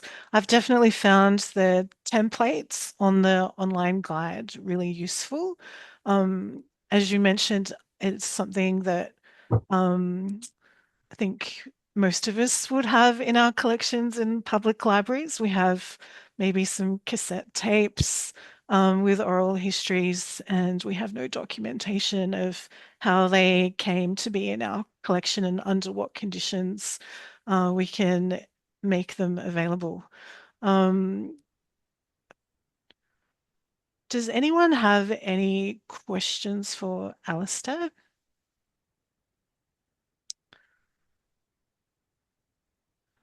I can see there's a question from Liz. Shall I read it out? Yeah. So Liz is asking, looking forward to using these resources. My library has old interviews from the 1990s. While I plan to migrate the old formats, I have a stumbling block with making them accessible as they don't have any consent or rights agreements formed. Should I go ahead and add them to the library management system and just have a takedown policy? This is the sort of legacy collection issue, which is a huge issue for libraries around the world, because as we know, more than half of those best part of 10,000 interviews that we discovered in Victoria last year don't have rights forms of any form. And so if you want to make them accessible, given that they're under copyright, I think 70 years after the death of the person, and that copyright is then managed by their next of kin. I mean, basically, ethically, what the usual thing is, see if you can find next of kin and get permission. And if you can, then great. If you can't get permission from either the interviewee or next of kin, then review the material and think, is there any particular sensitivity or problem in any of this material that might be problematic? If not, probably put it up, but with a message to say attempts have been made to communicate with the rights holders. Please let us know if it's you, and a takedown policy, basically, if someone expresses concern. Because basically, almost invariably, people created these interviews because they wanted them to be accessible.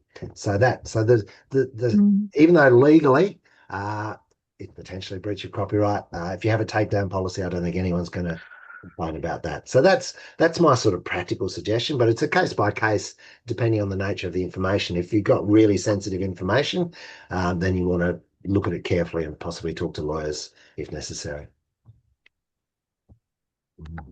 Mm. And Alan talked about the resources being useful outside Victoria. Yeah, apart from the Victorian Collections module, everything else really applies across Australia. The legal stuff is Australia specific because copyright law is different in different countries. So I know there are people from New Zealand here. New Zealand's now got some new data privacy legislation that's also in Europe and the United Kingdom that is affecting oral histories, but we don't have that in Australia at the moment. So it's basically set up to work for anywhere in Australia, this site. And there's just Jennifer talking about applied sociolinguists, recording Aboriginal language content and oral history, and lodged everything with ATSIS. Yeah, and ATSIS is a great place. I mean, ATSIS, basically, you want to be looking at the state and national libraries and archives that have got either a statutory responsibility to preserve and make accessible their collection, or that are really well funded and resourced and are likely to be around, be way beyond our lifetimes. If you're a small local library, I guess you want to work out whether you're paired up with a state library or some other organisation. So just in case your local council cut your library service, that you would be secure beyond that. So I guess it's about thinking about how future-proof is the organisation.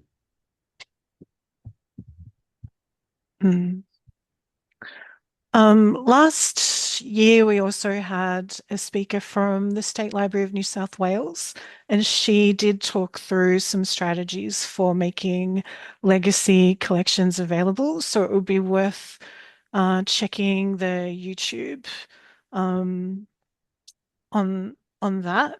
I also have a question, like this might be more for Omega or the Vic Collections people, but I don't know if you know, Alistair, when an audio file is uploaded to Victorian Collections to make it accessible on their catalogue, do they, is that the access file? Like, would it be the MP3 or the archival file, the WAV format one? And who would it be, the organisation that created it, or Collections Victoria who manages that archival file and does things like format migration, fixity checking, that kind of thing, those kind of long-term preservation processes? I think that's something that is quite a specialised skill to work out, and not many councils, I don't think, are implementing those processes. And I think it's probably where we need to lean on kind of organisations like Omega and the State Library and the National Library to help us. So if that is possible through Vic Collections, I think that would be amazing, but I'm not sure if it is or not. Yeah, it's probably beyond my expertise. If there's anyone from Victoria Collections here today, my understanding is that Victoria Collections is a sort of repository and looks after the material that's there. But as you say, a small local history society like the Geelong Voices, a set of radio program oral histories that are in Victorian Collections, I mean, they wouldn't have the resources to future-proof that collection down the track. So the understanding is that Victorian Collections is the way to enable that to happen, in the same way that the State Library or the Australian War Memorial or IATSIS would do that. But if there's someone on here from Victorian Collections or Omega who knows about that in more detail, that'd be good. Otherwise, you can just check the Victoria Collections website and that will explain it in more detail. And I see that WA has got an equivalent, Collections WA, and I suspect most states have. And I also see from Sue in Auckland, thanks Sue, I know that oral historians in New Zealand have been concerned about the new Privacy Act, which is prompting them to think about privacy details, impacts and collecting. I mean, the issue when basically it was a precedent in Europe where they created privacy legislation that made it a bit complicated when anybody talks about someone else in an interview, which is invariably the case in terms of the privacy for that person who's been talked about. So it's created a lot of sort of concern, but also ways of responding to it in the oral history community in Europe and Britain. And I know New Zealand's also dealing with that now.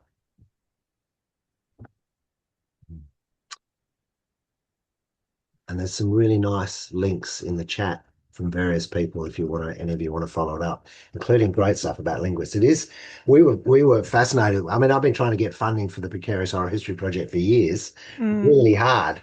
And it's only when I went to talk to a group of linguists and they said, well, actually, we've got this funding to do all sorts of work. Why don't you piggyback? And it made it possible. So thank you, linguists. It's been wonderful.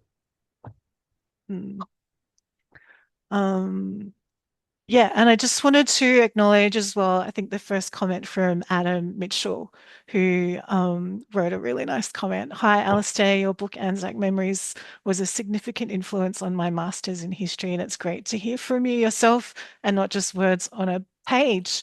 It is great to hear people's voices. It was the first war history book I'd read that didn't feel jingoistic or uncritically mythological. Wow, nice. That's Thanks, very nice. Adam. Thanks, Adam. Yeah. Okay, well, I think there's no more kind of comments or questions. So I just want to thank you again, Alistair, for joining us today. And yeah, check out those resources, everyone. It's a really important area of our work. Thanks, Nicole, and thanks, everyone. Thanks. Okay, so our second guest speaker is Tim Sherratt. Tim is going to be presenting on his digital residency with the State Library of Victoria and making place-based collections more accessible. I have had a play with some of the work that he's done through his program, and it's certainly saved us many hours of trawling through Sands and McDougall's and maps on the SLV catalogue. So Tim is describes himself as a historian and a hacker. So we're super happy to have you join us today, Tim. I'll hand over to you for this next session. Okay, thanks, Nicole. Greetings from Nipaluna on the unceded lands of the Mawinana people. I'm very happy to be here today presenting to you. Let me just set my stuff up. Get myself my slides going. These slides, which I'm about to share, are online, and I'll show you the URL in just a sec. There we go. So here's the URL to the slides. So feel free to play along, and Carmen, I see, has already shared it in the chat. So yeah, feel free to follow along as I talk today. And the slides will stay online, and they're openly licensed. So basically share them, do whatever you want with them. Okay, so as Nicole said, I'm mainly talking today about some work I did last year. I was lucky enough for 3 months to be the creative technologist in residence in the State Library Victoria lab, focused in particular on place-based collections. So I've got a page which you can go and visit, which has basically all of the results of my residency. So it's various different apps, as well as blog posts and bits of code and things like that, which you might like to explore. I've been doing this for a long time.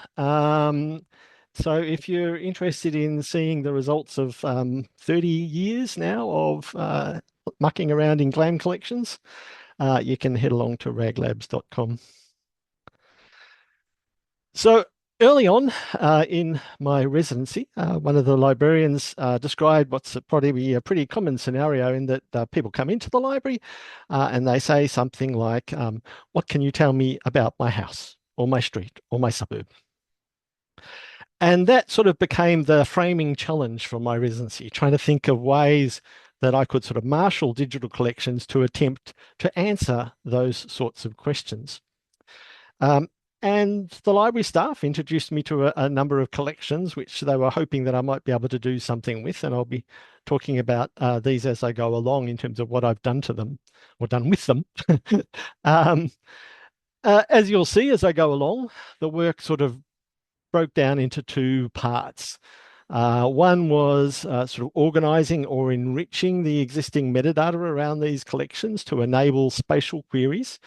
And when I say a spatial query, what I mean is being able to ask something like, what items are located near this point, or what items are within a box that I draw on this map, That's what I'm talking about when I'm talking about spatial queries. So working on the metadata was part of it. The other part of it was creating experimental interfaces, ways for people to make those sorts of queries to find collection items by their location. So one of the first I was playing around with were a collection of parish maps, about 3,000 I think have been digitized. And they're interesting because the librarians who have catalogued them have actually put in some spatial metadata already. So as they were cataloguing them, they were looking up the parish names in a gazetteer, and they're putting in the latitudes and longitudes of the center point of that region. So I could, do some work with that. And what I decided to try and do was, having a point is useful. You can do basic spatial queries, but what would be even more useful is if you knew the area of those maps. So you could understand sort of how much space they took up and how they intersected with other points or objects. And so I played around with some of the other metadata that was available in the catalogue, in particular the scale of the maps and the size of the maps, the physical size of the maps. And if you put those two together with a bit of high school trigonometry, you can actually come to a sort of rough estimate of the area of the map. And that means you can then sort of overlay that map using the center point and the area onto a modern map. So it's not perfect. There's all sorts of reasons why it's not completely accurate, but it does give you a useful way of thinking about the area covered by these maps. And so I ran that process across all of the parish maps, and you can see the coverage there of all the individual maps. I don't have a separate interface to the parish maps, but you'll see them pop up later in other things. But there is, as I say, a code repository which has all sorts of examples and demonstrations in it.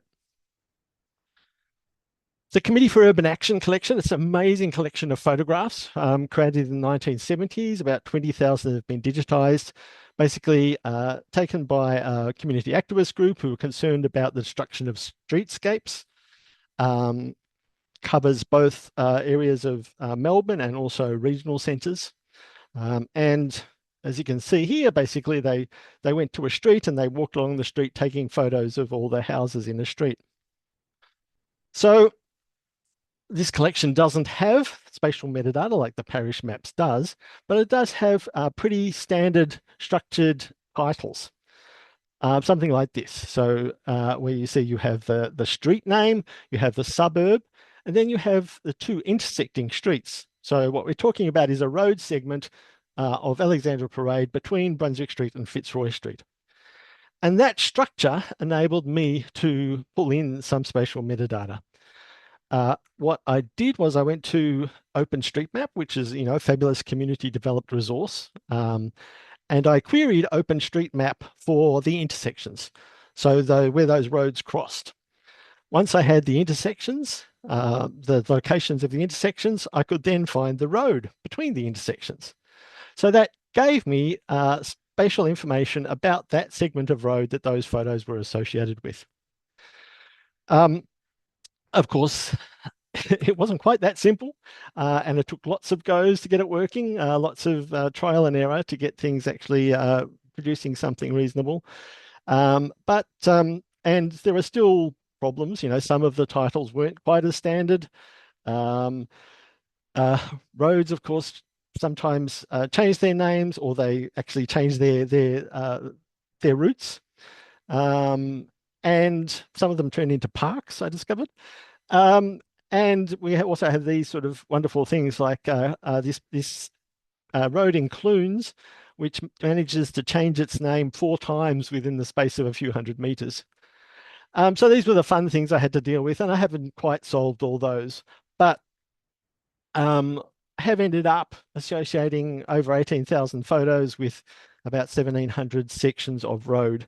And there is an interface where you can just start to explore these now, and I have a little quick look at it. So it's just a map, and you can zoom in, click on a bit of road. And so here's obviously the bit of road highlighted. and we can just scroll along here to see the houses along that piece of road.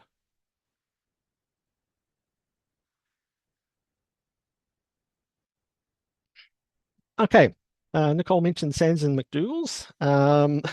It was one of the things which was mentioned to me very often in my early days of my residency, that how much the Sands and McDougall's were used. So this was, again, a different sort of thing, of course, because, you know, I mean, I'm sure you've all used similar sorts of directories, post office directories, telephone directories. And while they're not like maps in focusing on, you know, a particular area, they are full of addresses, which are essentially a, you know, type of spatial information, names and addresses. So what I tried to do here was not try and, you know, generate coordinates for all of those addresses, because, well, it wouldn't have been impossible, but it would have taken a lot longer than 3 months. What I tried to do was provide a better way of searching Sands and McDougall. So there's 25 volumes, I think, digitized, available as PDFs. So you can, you know, download the PDFs and search them individually, but there's no way of actually searching across all of the entries at the moment. And search itself tends to be focused on sort of, you know, finding a page rather than finding a particular entry on that page. And that's what I wanted to do. We wanted to be able to search to address, go to specific entries which included that address. Now, it just so happens that I had a bit of experience in doing this. So I've created resources for the Tasmanian Post Office directories, New South Wales Post Office directories, Sydney telephone directories.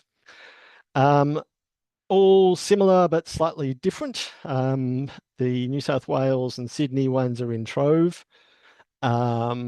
They're digitized by the State Library of New South Wales, but they're in Trove. And the Tasmanian ones are as PDFs, similar to Sands and Mac, that you can download and have to search each volume individually. So basically, I developed methods to process the text of all of these resources so that I could index each line on each column individually and turn them into big databases, so that each line became a record in that database, and you could search across all of the volumes at once. They're all online. You can go and play with all of those now. So I had basically the method and the sort of template that I could apply to Sands and Mac.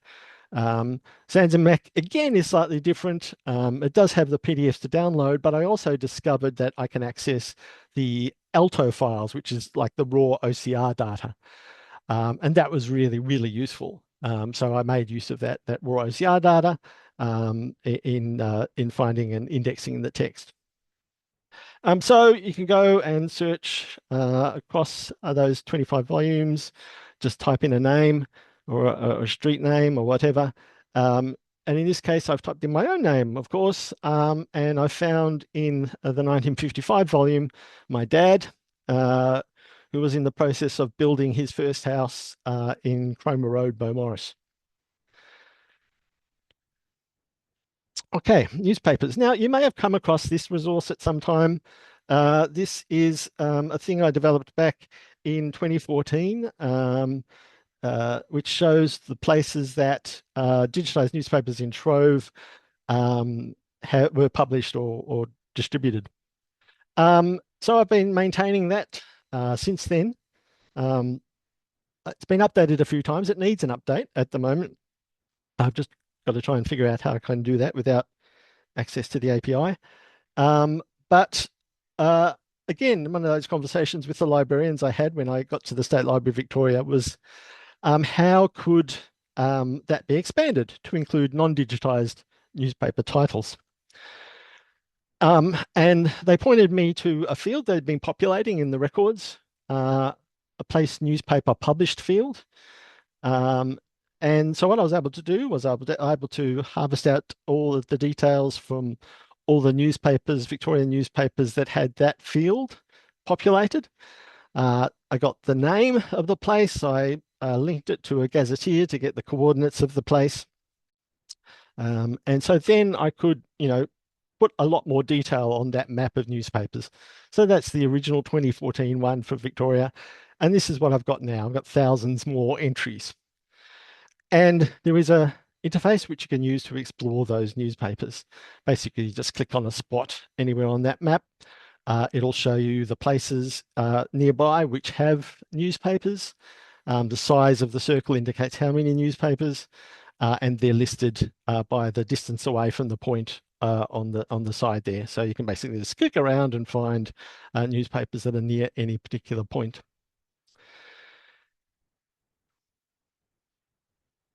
So, of course, there are lots of digitized maps which don't have any detailed spatial metadata associated with them. And I wanted to explore what I could do with those as well. So I explored ways of georeferencing. So georeferencing is the process of relating digitized maps to real-world geography. Basically, finding points so that you can anchor it to like a digital base map. And you can see here, these are from the Maelsted fire insurance maps. So each of these is actually a separate map, which have the buildings drawn on them, and they're overlaid on a modern base map. There are various tools around which enable you to do georeferencing. I use something called AllMaps, and it's really interesting, I think, because it's actually it's designed to work with any collection that makes its digitized maps available using the IIIF standard. So IIIF, I'm not going to unpack the acronym because I can't remember what it stands for. IIIF is a way of a standard or a set of standards for delivering digitized images online. And more GLAM organizations around the world are making use of that standard. And one of the reasons why it's good to use a standard is that people can create tools like AllMaps, which will work across any organization which provides its resources using that standard. So you don't have to have a lot of ad hoc sort of tools.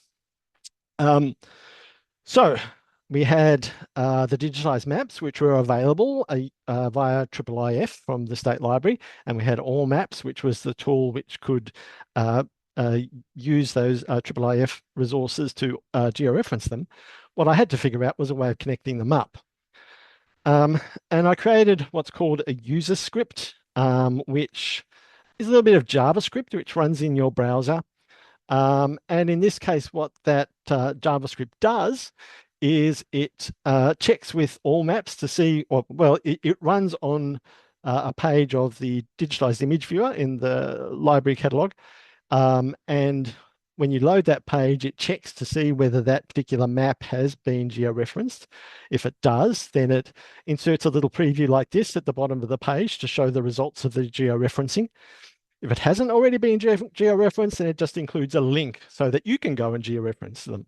So you can just, if you're browsing maps and you've got this user script installed and you find one that you think should be georeferenced, you just click on the button, go to AllMaps and do it.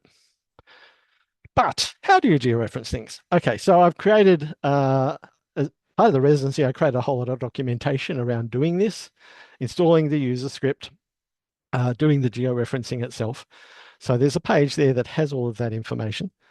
I also created a dashboard so we could see, as people were georeferencing maps, sort of how many were being done and what areas they were covering. That slide's a bit out of date. So I think we're now about 1,400 maps have been georeferenced from the State Library's collection. So they are now, there's now, spatial data associated with those maps that wasn't there before. So I'm pretty pleased about that. I mean, it's sort of dropped off since my residency finished. So please feel free to jump in and do some. It's actually quite fun, I have to say. And I've also created an interface where you can actually start to explore those digitized georeference maps.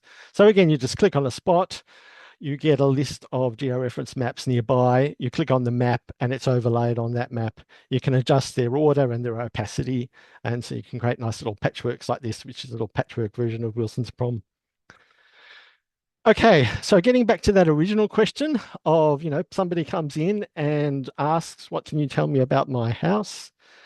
I sort of tried to pull things together near the end of my residency in an app called My Place.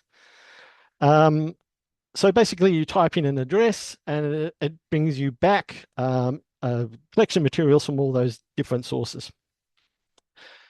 I'll actually run it. So this link will actually run a search for 149 Brunswick Street, Fitzroy. And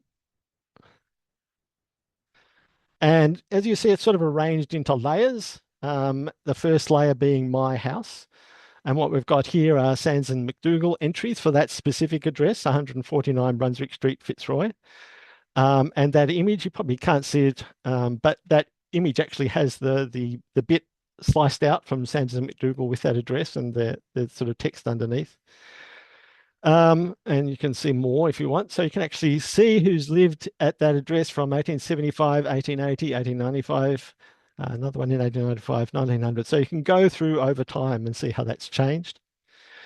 Here we have some of the georeference maps. So these are, again, digitized maps overlaid on a historic base map. So you can zoom out there and see the context of that map.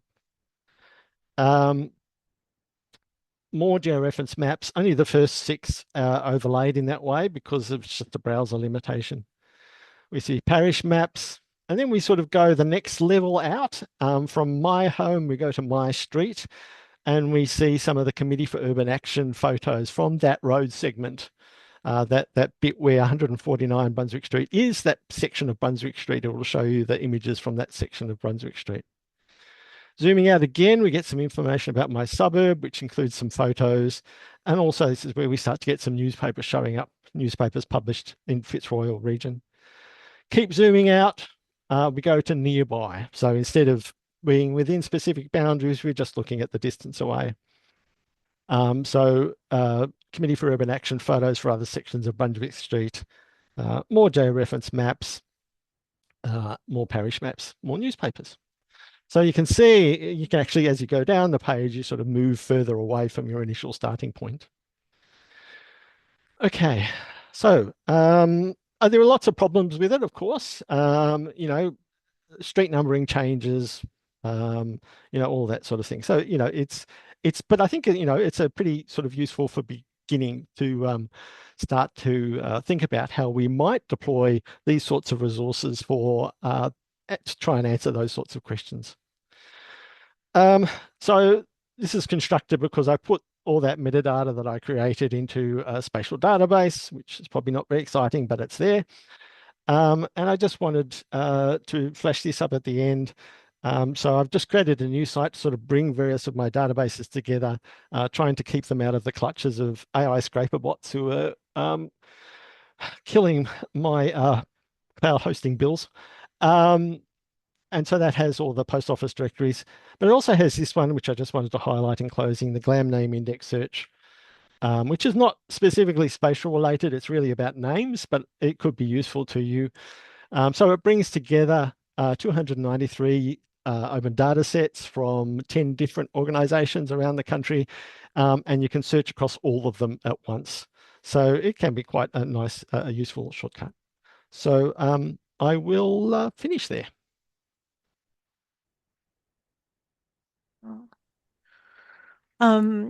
That's amazing, Tim. You're doing the Lord's work for us. There's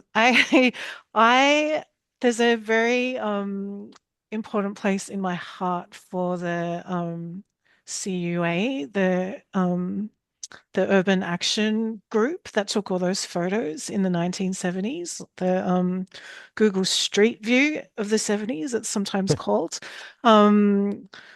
I have noticed, like when you look on Google Maps today, green canopy is an amazing thing, but all those trees are starting to get in the way of visibility of buildings. But in the 70s, you get those photos of very clear of those buildings. I think like a lot of other librarians, gotten really good at kind of scrolling through and guessing what page to stop on the Sands and McDougall directories when you're kind of working out alphabetically where the street name or the person's name will be, somewhere between 550 and 570. So that in particular, my place is the one that we use a lot here, and it's just absolutely fabulous. It was really good to hear about Trove Places as well. I wasn't aware of that one. So I'll just put a call out for any questions or comments. So far, it's just a lot of flattering remarks. I guess I'll ask you, what is your background, Tim, in terms of your education and how you kind of got into this more, I guess, techie side of playing around with metadata. It's been a while since I went to a library school, but we certainly didn't do a lot of kind of the things that you use to work on these projects. And yeah, what would you kind of recommend for those of us that want to get a bit more into the techie side of things?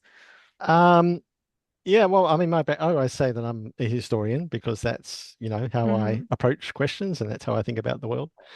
And I do have a PhD in history as well. But it wasn't a digital thing at all. But as I said, I've been doing it for about 30 years. So, at that point, like that was at the beginning of the web.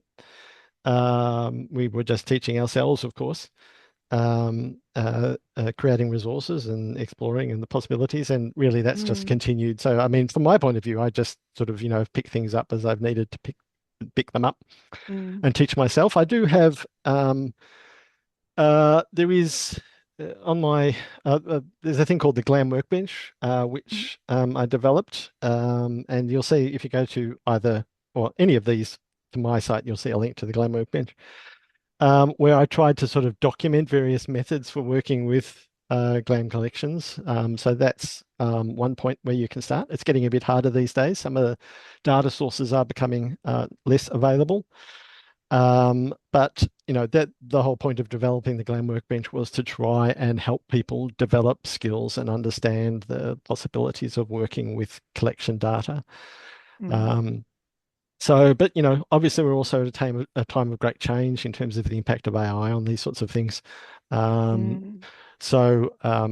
It's very hard for me to recommend what people should do at this point because I'm sort of sitting back and watching and seeing what's happening.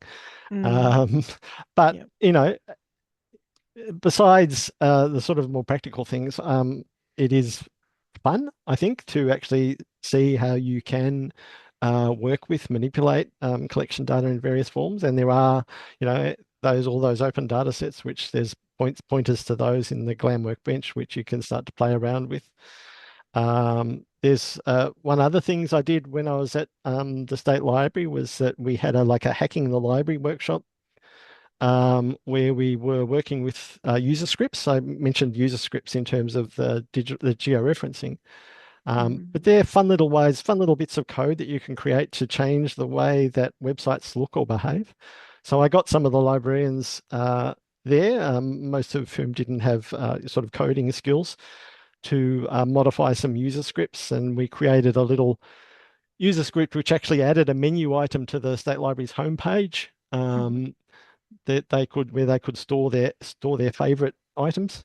So there's fun little things like that you can play around with as well. I really like the georeferencing.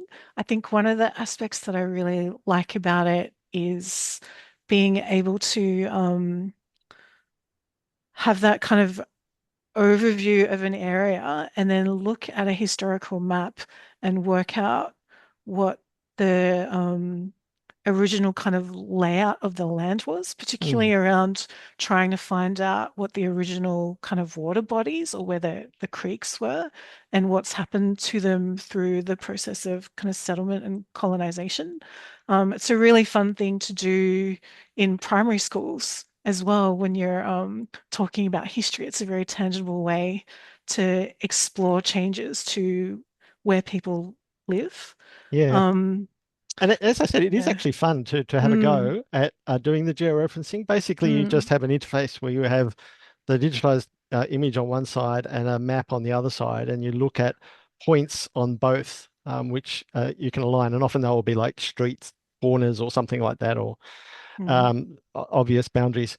So then you just click either side, and once you've got enough, it will actually, move the digitized map to fit on the modern base map. This is, I just went back to this slide because this is another series of the Melstead fire insurance maps. And one of the things you can do in all maps is to fade out the background of the digitized maps. So I faded out the base map so you can actually just see the historic building outlines on top of the modern map. So they're all the buildings which were documented by the fire insurance maps in their sort of current positions. So I thought that was pretty fun. And you briefly touched on AI before in passing. In the 1 minute we have to go, what are your thoughts on AI, and where do you think it's going with GLAM collections? I have a lot more thoughts than I could fit into 1 minute. Look, I would start by saying that, I mean, first of all, I don't like the name AI because there's a whole lot of different technologies within that, some of which we've been using in the GLAM sector for a long time, right? So, 15, 16, 20 years, we've been doing things using machine learning to work with metadata and images. I don't like the idea that sometimes it gets pushed that, quick, you have to do this or you'll get left behind. That's just, nonsense. I think obviously, there's going to be areas where it's going to be really useful in terms of, correcting OCR or handwritten transcriptions, those sorts of things, which again are developments of work we've been doing for a long time. I think, once the hype settles, we'll be able to assess where it's useful. And not be sort of beholden to the tech bros. Then we can really sort of, start to take ownership of the technologies which are useful and do actually contribute to accessibility and findability and things like that. Thanks so much, Tim. That was a fantastic, very enlightening presentation, and lots of resources there for us to get stuck into, and congratulations on all that work. Okay, we need to move on. The next stream of talks is one of my favorite sessions. This is the lightning talks, where librarians get to show off their amazing projects that we're doing. The first talk we've got up is by Christiane Bucknell from Redland City Council in Queensland, and she's going to be talking about Willard's farm tours. So I'll hand it over to you, Christiane.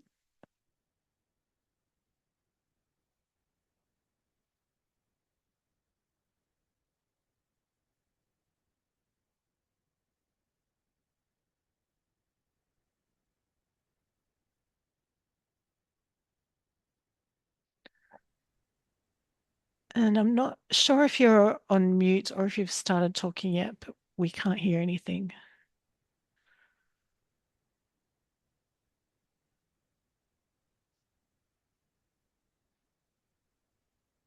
Can you hear me now?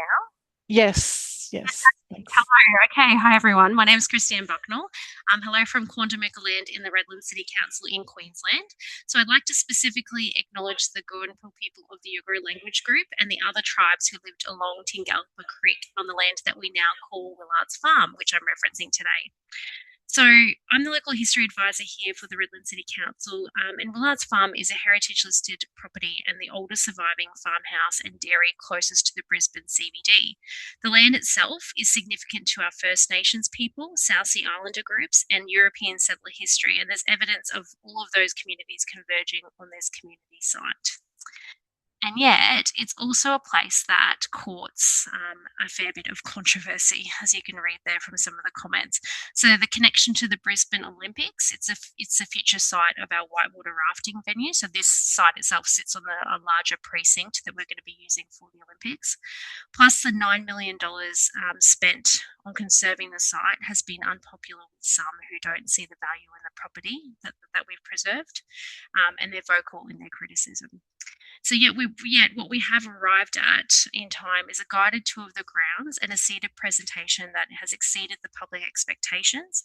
The tours themselves are frequently sold out, and they've provided more opportunities for our library team, and it's growing our collection as a place of living history for our community. Internally, it's also helped the local history team connect with wider parts of council and helped to make us visible and the work that we do more tangible, and the importance around collecting.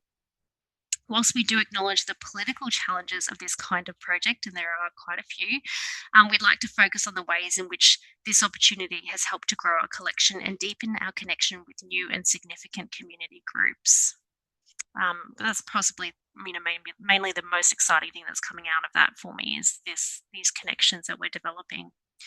So with Willard's Farm, the brief itself was very simple, but the process, as you can see, was not. It ended up being fairly complex. So when I was first given the brief, it was to develop a 45-minute local history talk to be delivered on site monthly the following year. And my first meeting about that was 1 week into the job. And although the house itself had been carefully conserved, I was told it would remain unfurnished. So that immediately raised a fundamental question for me of how do you make an empty house interesting, and how do you do that with respect for our shared community story? The answer actually came through my connections to our local studies group in Queensland, where I was able to do a field visit with Mays Cottage with Hilda McLean and Logan City Council. So it was not just me, it was myself and Julian from the local history team. So Hilda and Fiona there encouraged us to think like a visitor and to centre the story on the people who were connected to the place. So that shift in the way that we were framing things really helped shift our entire approach to the story, and it helped us tell a human story and really focus on the narrative rather than the house and the grounds itself, and that became the foundation of the tour. So within the project team that we were working within, though, because it weren't just local history, obviously, we were part of a project team that had been going on for maybe 10 years, and we'd only just come in right at the end to deliver this kind of piece. So within the actual project team, there were lots of differing views on how this should take place, how the tours themselves should take shape, what should be focused on. And there was a real drive to focus on construction and conservation instead of social history in some parts of that project team. So rather than choosing one side or the other, where we ended up going to and what we decided to do, which really helped shape where we're at now, is to broaden our approach and think of ourselves as capturing not only the social history of this site and presenting the actual tour to the public and educating on the story of the place, but in capturing the history of the project itself and capturing the technical expertise that was on site through the development of this conservation, through oral histories, whilst building that visitor experience. So that led to a layered program. So where we ended up with was a tour of the grounds that focuses on the early farming practices and a seated presentation that explores Willards and the early Birkdale community. Alongside this, we worked very closely with our First Nations coordinator to review the content and improve both cultural interpretation and the visitor experience. It was really important to us that we engaged Brett very early on, who's our First Nations coordinator. We have a difficult situation with this particular site in that the only resources we have are European perspectives on South Sea Islander communities and European perspectives on Quandamooka people who lived on site. And while we have some oral histories that share some complex stories of our shared history, that remains a large gap. But by working with Brett, we were able to get to a place of beginning the process of truth-telling and making sure that we are reflecting our whole story. And he was the first person actually that we did the dress rehearsal with, and that first lot of feedback we got. So the development of the tours also created opportunities within our team. So we were able to then go on to have additional staff stepping into the tour guide roles. So there was some development opportunities for us, which is great. And we've expanded our collection through the oral history interviews that we talked about documentation and interpretive material. So after consultation with the project teams and lots of different people, as I'm sure you're aware, rehearsal and a preview with the descendants. So again, extending that respect out to the people who actually have lived experience on the property. We did a special preview with them, got some feedback, and were able to take them through. The tours launched to the public in May this year, so it's still fairly fresh, and it marked the culmination of a collaborative process that balanced the research, the community input, and the practical delivery. So it's been a big, long run up until the actual launch, but we are now kind of in a phase which is nice, where it's a bit like the tours themselves are business as usual, and we're in the background scrambling to capture all the things that have grown from this in the collection. So the public reception has been fairly positive from the people. To be honest with you, it's from the people that have attended the tour. The social media continues at times to be negative of the actual conservation of the house, but the reflection on what we're providing from a history and education perspective has been positive. So we've had some positive responses as well in the media and some good media reviews as well. So that's kind of balancing things out, which is nice. And our feedback surveys are great, and we're frequently sold out. But this has also taught us to see the reactions of the public as part of the history of the project and the site, because as this site continues to grow and develop, towards and we move towards the Olympics, there will be opinions that people have about this, and they will share this. So we have kind of found ways to remain a little bit detached from the noise of it and just focus on what our job is in telling that story and seeing the reception of the buildings and what a council is doing as part of that history. So as we talked about, it's led to some really exciting opportunities for us to expand our collection. This here is a photo of one of the, Willard's Farm is famous for its pine trees, and there are now only 3 remaining, but this is the 4th one actually being taken down in the 90s, and that's come from a former resident that we were able to get in contact with as part of this process, and they gave us a cache of photographs that we had no idea existed. We're sitting down to do another oral history with them soon, and those sorts of things have just, we were able to get original milk bottles from the farm. So that's just one example of the things that are coming up for that. But every time we run a new tour, there's somebody who has a personal connection to the farm, or a community connection to the farm, and we just find that those stories are growing and growing, which is something that our peers in Mays Cottage and Logan said would happen as well. In addition to that, I've got Siri going off my arm. In addition to that, we were also able to capture the oral histories of Rob Edwards, who is the project manager, and Ben Gore from Australian Heritage Specialists, and they now form online videos that add to the tour as well. So if you come and see things with us on site, you're wanting to know more about the construction details, you can go on and look at the library's documentation and those videos. We're updating our long form timeline document, and there's obviously more ongoing opportunities for the local history team. So in the future, where we see this going is that we've got obviously another oral history interview lined up, as we talked about with the occupant from the 90s, but there's more to come from that. We're developing our file on former residents, particularly Isabella Alcock, who was known as the Goat Lady. We've had significant information come forward from that to help us develop her story. And we do know that we are going to have opportunities to hopefully work on the storytelling for the World War II receiving station. But as this site does continue to develop, we'll document that too, because at some point the Olympics in these grounds, as we said, will become part of that story.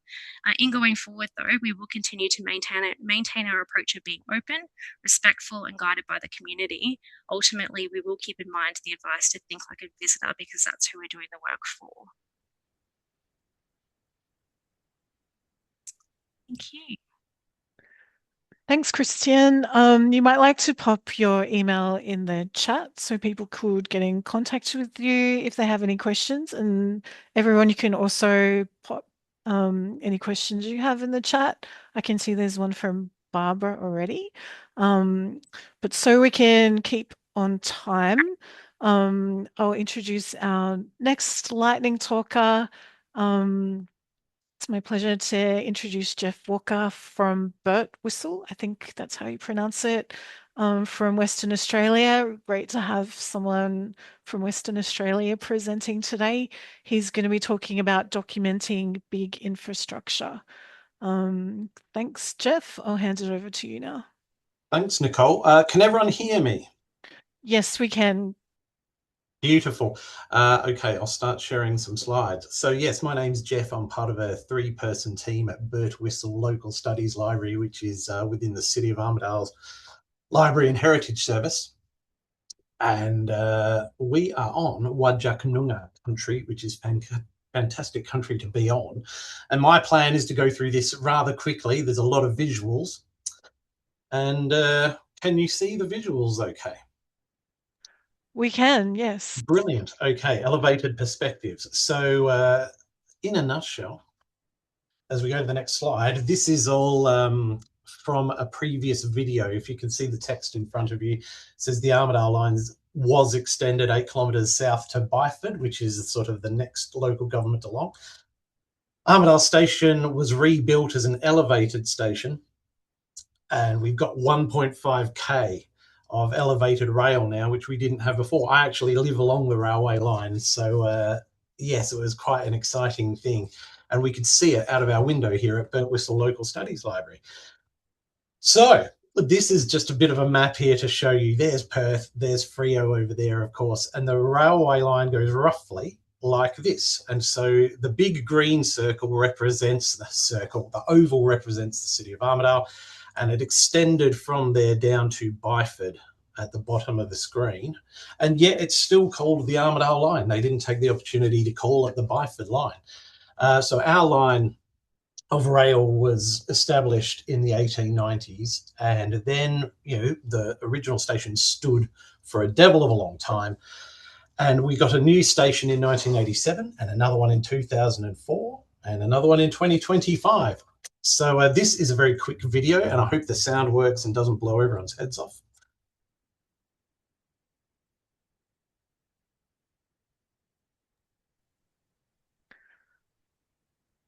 There's no sound, unfortunately, Jeff. Well, that's okay. The sound's not incredibly important. But yes, the visuals are. And so what actually happened? 3 of 4 railway crossings were removed, and we did keep one. And in fact, that's the one closest to my house. So we still do have a good old-fashioned railway crossing. As mentioned before, 1.5k of elevated rail, and it's very tall. It's completely changed the whole look of the centre of Armidale, really, if we're honest. And it does give you elevated perspectives, because once you're up there at the station to catch a train, you've now got a beautiful view both ways over central Armidale, which is magnificent.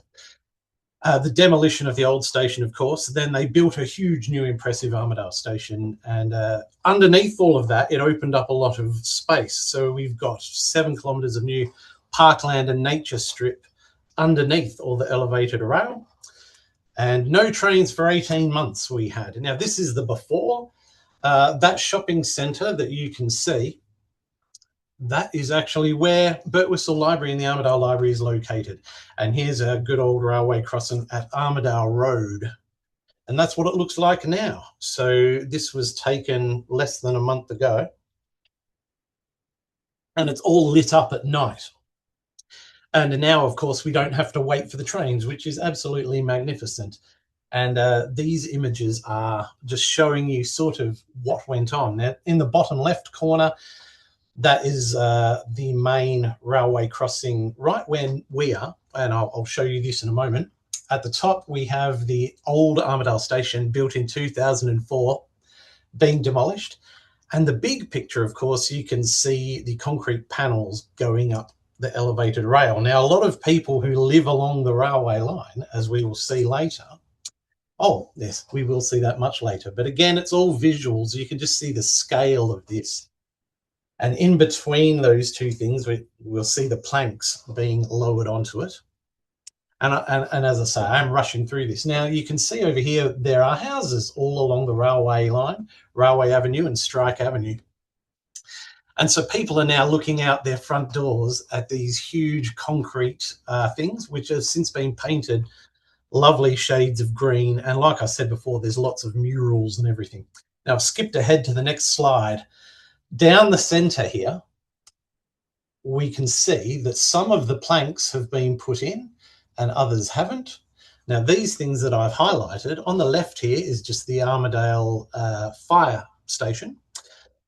And you can see a lot of the work happening here next to it.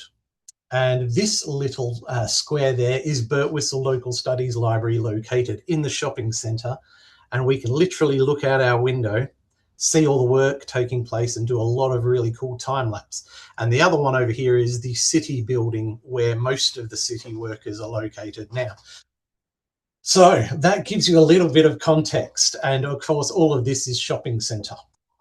So the view from our window, which is actually just behind me here, you could see that we can really, we would set up video cameras and such and just film a lot of things being done, because to lift a huge concrete plank with 2 cranes and have it put down to the millimetre can take quite a long time. So it might take 2 hours to lift this up and put it into place. And you can see just the sheer massive, well, all the pieces are very, very large, and there they are just lifting up one of the planks. So what did we actually do? So prior to removal of the rail crossings, we videoed and photographed all of the existing railway crossings and, you know, did a drive with camera attached along the railway lines. We partnered with a lot of people. What I really like is that we were able to get video footage from 3 different sources, of course, photographs, paper ephemera. So Metronet would deliver us all the paper stuff that they're putting in people's letterboxes and having there for the public.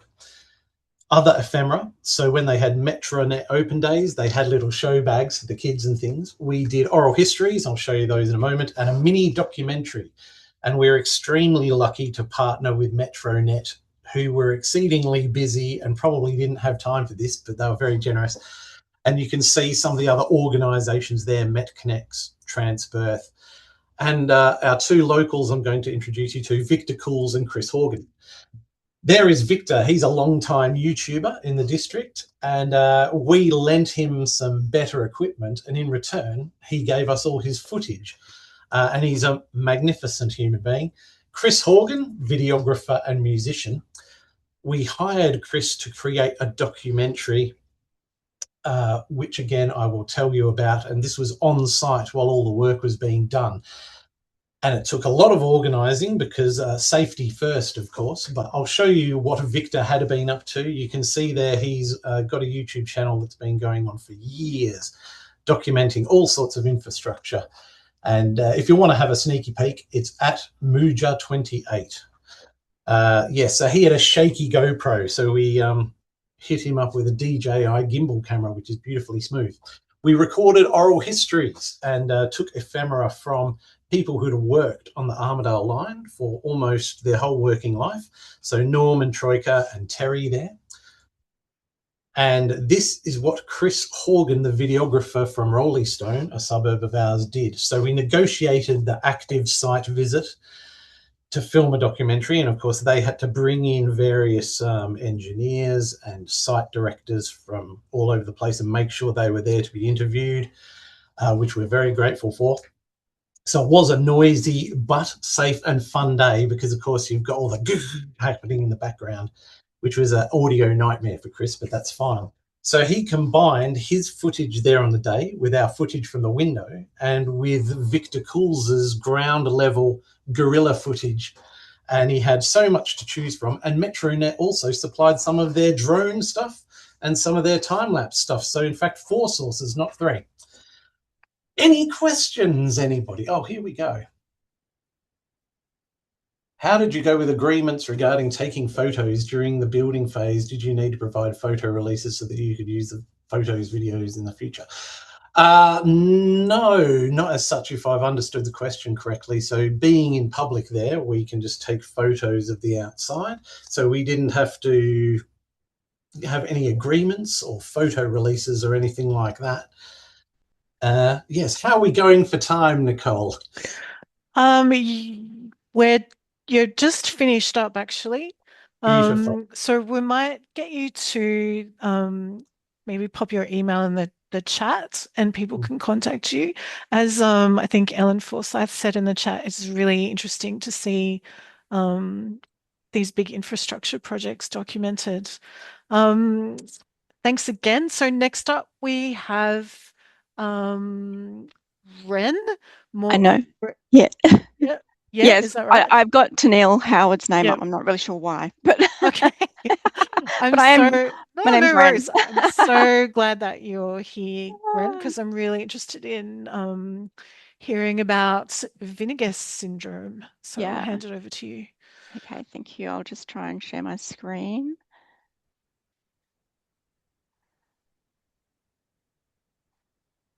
Cool. Can everyone see that? Yeah, we can. Thank you.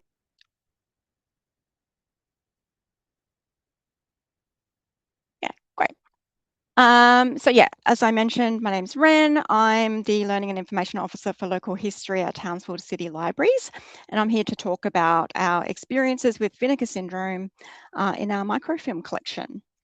But before we do, I'd like to do an acknowledgement of country from the lands on which we meet. Townsville City Council acknowledges the Wulguru Kabar of Gurrumbil Burra and Yumbadin, Bindal, Gugu Barden and Nawaji as the traditional owners of this land. We pay our respects to their cultures, their ancestors and their elders past, present and all future emerging leaders.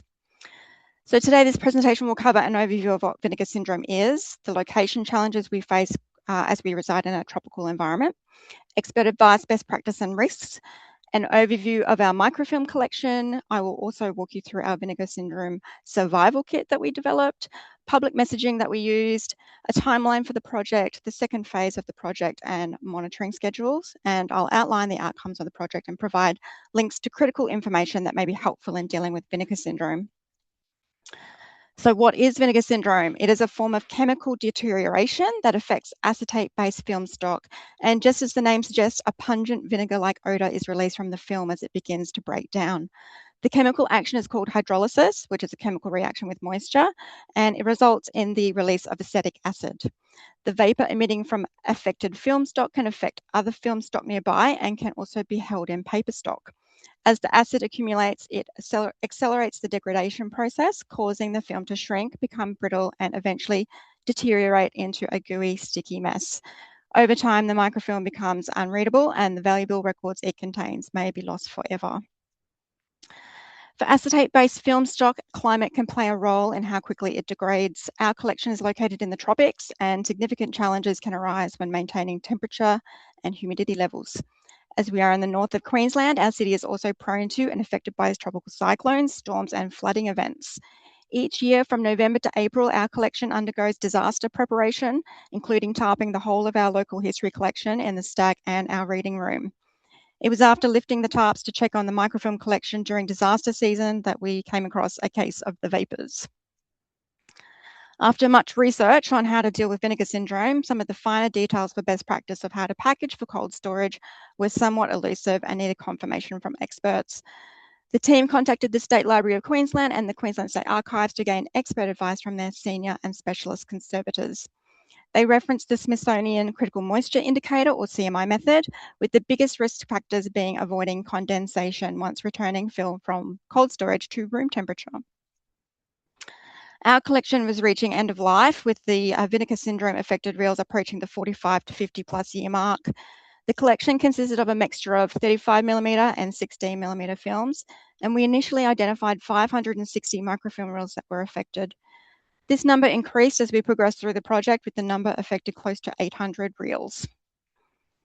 Thankfully, the affected reels were contained to one cabinet, and that consisted of Townsville City's town clerk correspondence, the city's architecture documents and drawings, and the city's engineering department documents. The documents dated back to the 1930s and 40s and spanned up to the 1970s. The affected Vinegar syndrome reels were contained in a mixture of housings. Some metal canisters were in various stages of degradation. Rusting metal cans can also cause and accelerate Vinegar syndrome. Original Kodak cardboard boxes and polyplastic Kodak housings were used throughout the affected film.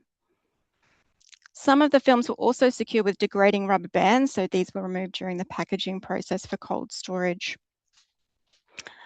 During this phase, we also became curious about what other collections could have been affected by vinegar syndrome and came across another batch of film that was separate from my microfilm collection, consisting of 21 8mm Super 8 moving image films donated as part of our Philippe Lyon collection.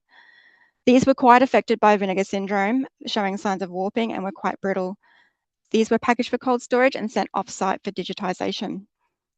Philippe Lyon was a shop owner and businessman who moved from China in the 1930s to join his parents in the supermarket business in Townsville. From 1994 to 1981, Philippe Lyon operated numerous supermarket sites in Townsville and was awarded the Order of Australia Medal in 2000. He remains an important part of history in the development of Townsville, and thankfully the majority of this collection was able to be digitised and saved. With our best practice information from the State Library, we needed to develop a plan of attack and started to put into motion a vinegar syndrome survival kit. Acetic acid is a vapour that can irritate airways and mucous membranes, which is the eyes, lungs and throat. So the correct PPE is important. Staff wear mask fit tested with filters designed to filter out acetic acid vapour. Gloves were worn as a precaution, as strong vapours can cause skin irritation. Space is at a premium in our library, so we identified spaces where there was adequate ventilation, and household refrigeration can be used if longer term storage isn't required and is suitable for smaller collections.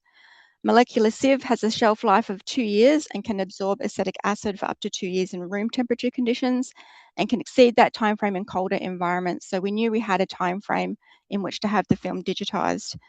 Regular breaks are advised as the PPE isn't very comfortable to wear for longer periods of time.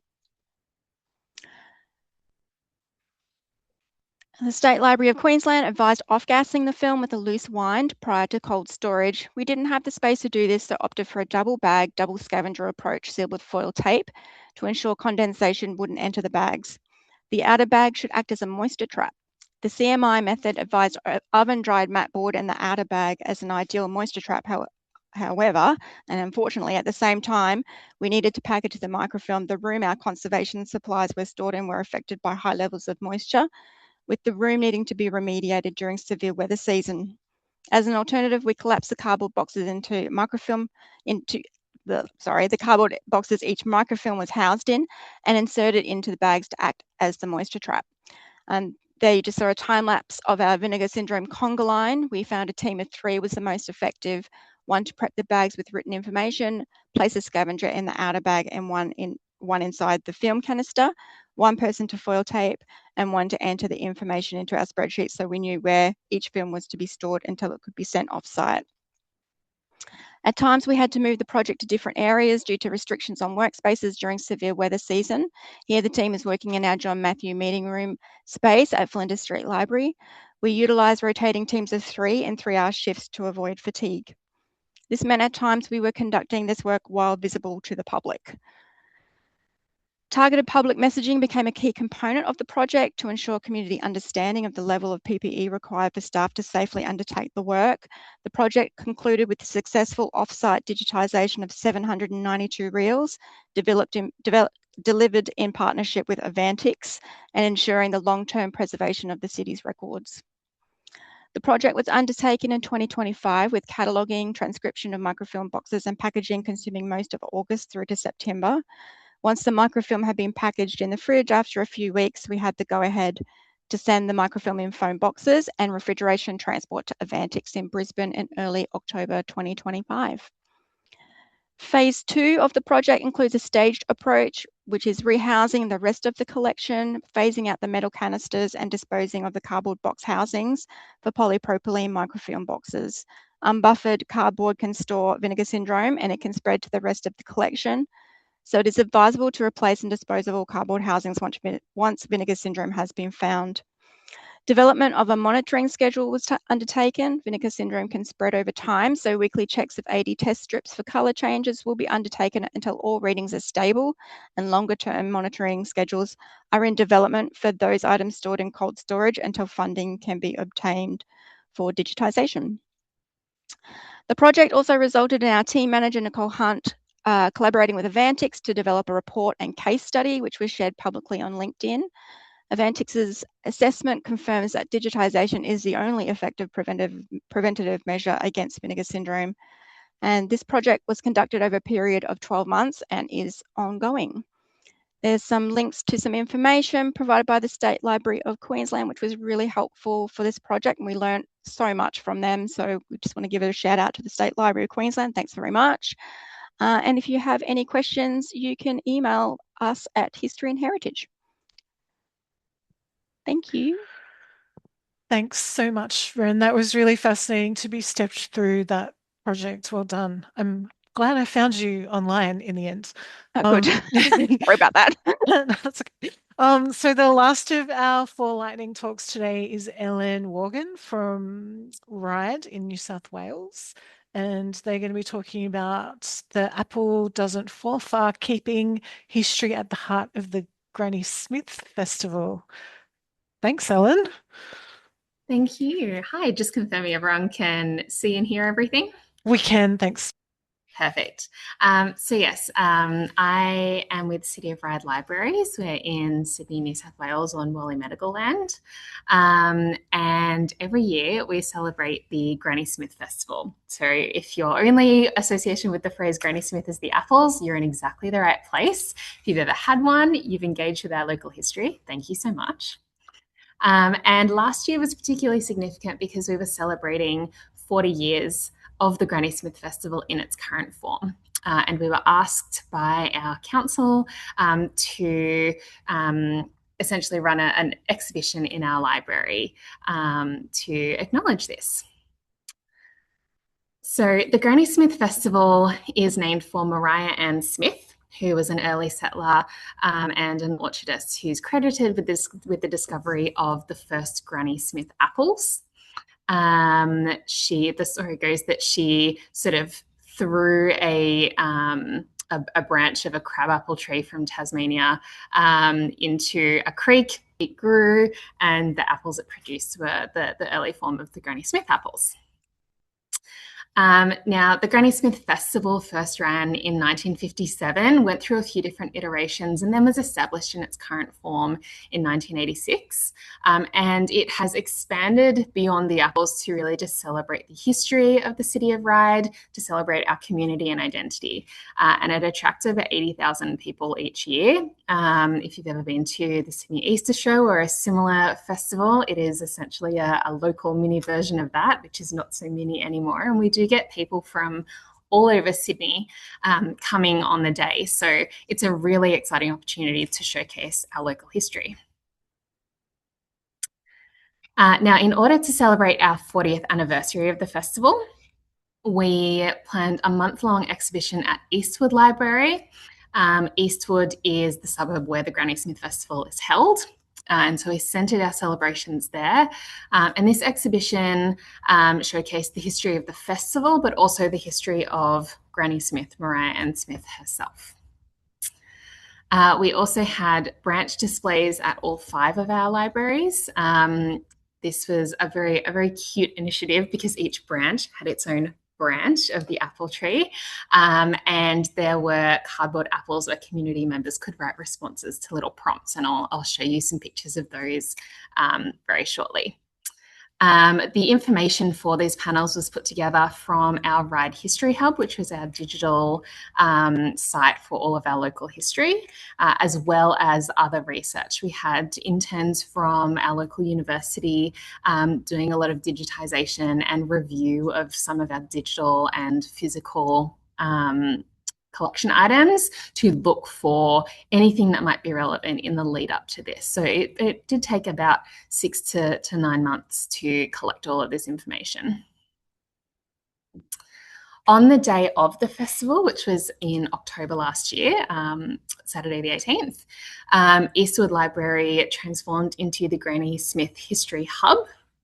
It is right across the road from the local stations, so it was often one of the first places that people would walk into when they first arrived for the festival. And it included the exhibition, it included our community apple tree. One thing that was quite special is we had some artefacts donated by Granny Smith's descendants that were significant to her and her family. And the descendants of Granny Smith are really, really active and engaged with their family history, and they are really supportive of this festival and participate every year. And on the day, they actually spent quite a lot of time in the library just chatting with visitors about that family history and encouraging that celebration of our local identity, which was really special.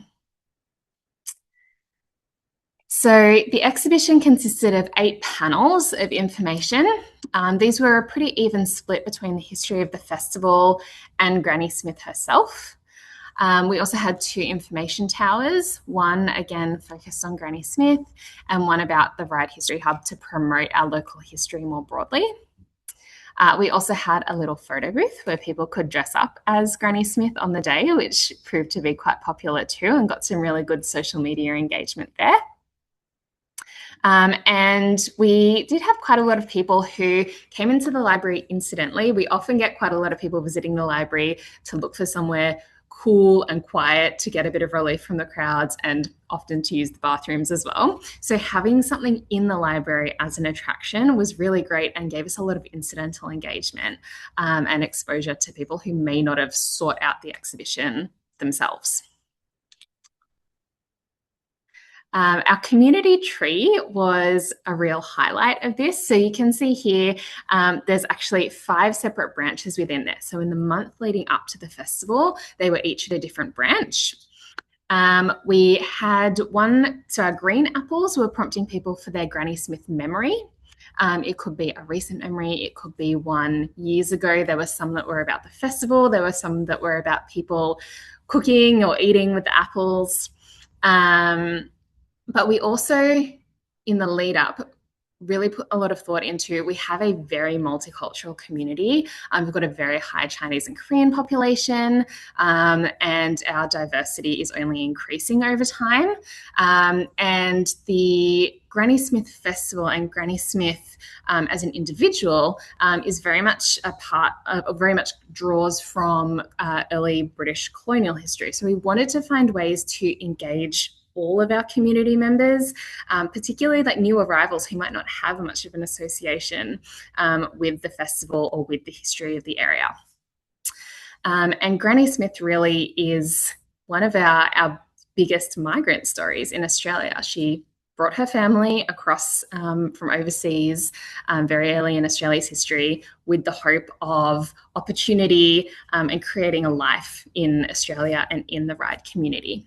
And she is probably one of Australia's most famous agriculturalists, whether people realise she was a real person or not, and is internationally recognised by that name, Granny Smith, as well. So really a tremendous sort of migrant dream success story. And so we thought, well, that is something that a huge number of people in Australia can connect with, is that idea of a migrant story. So we also had these red apples to encourage people to share their own migrant stories, and got some really lovely responses, as you can see there. One thing that we were surprised by is how much engagement we had with this on the day.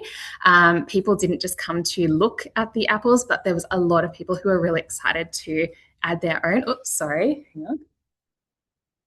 Here, my light timer in my room has just gone up.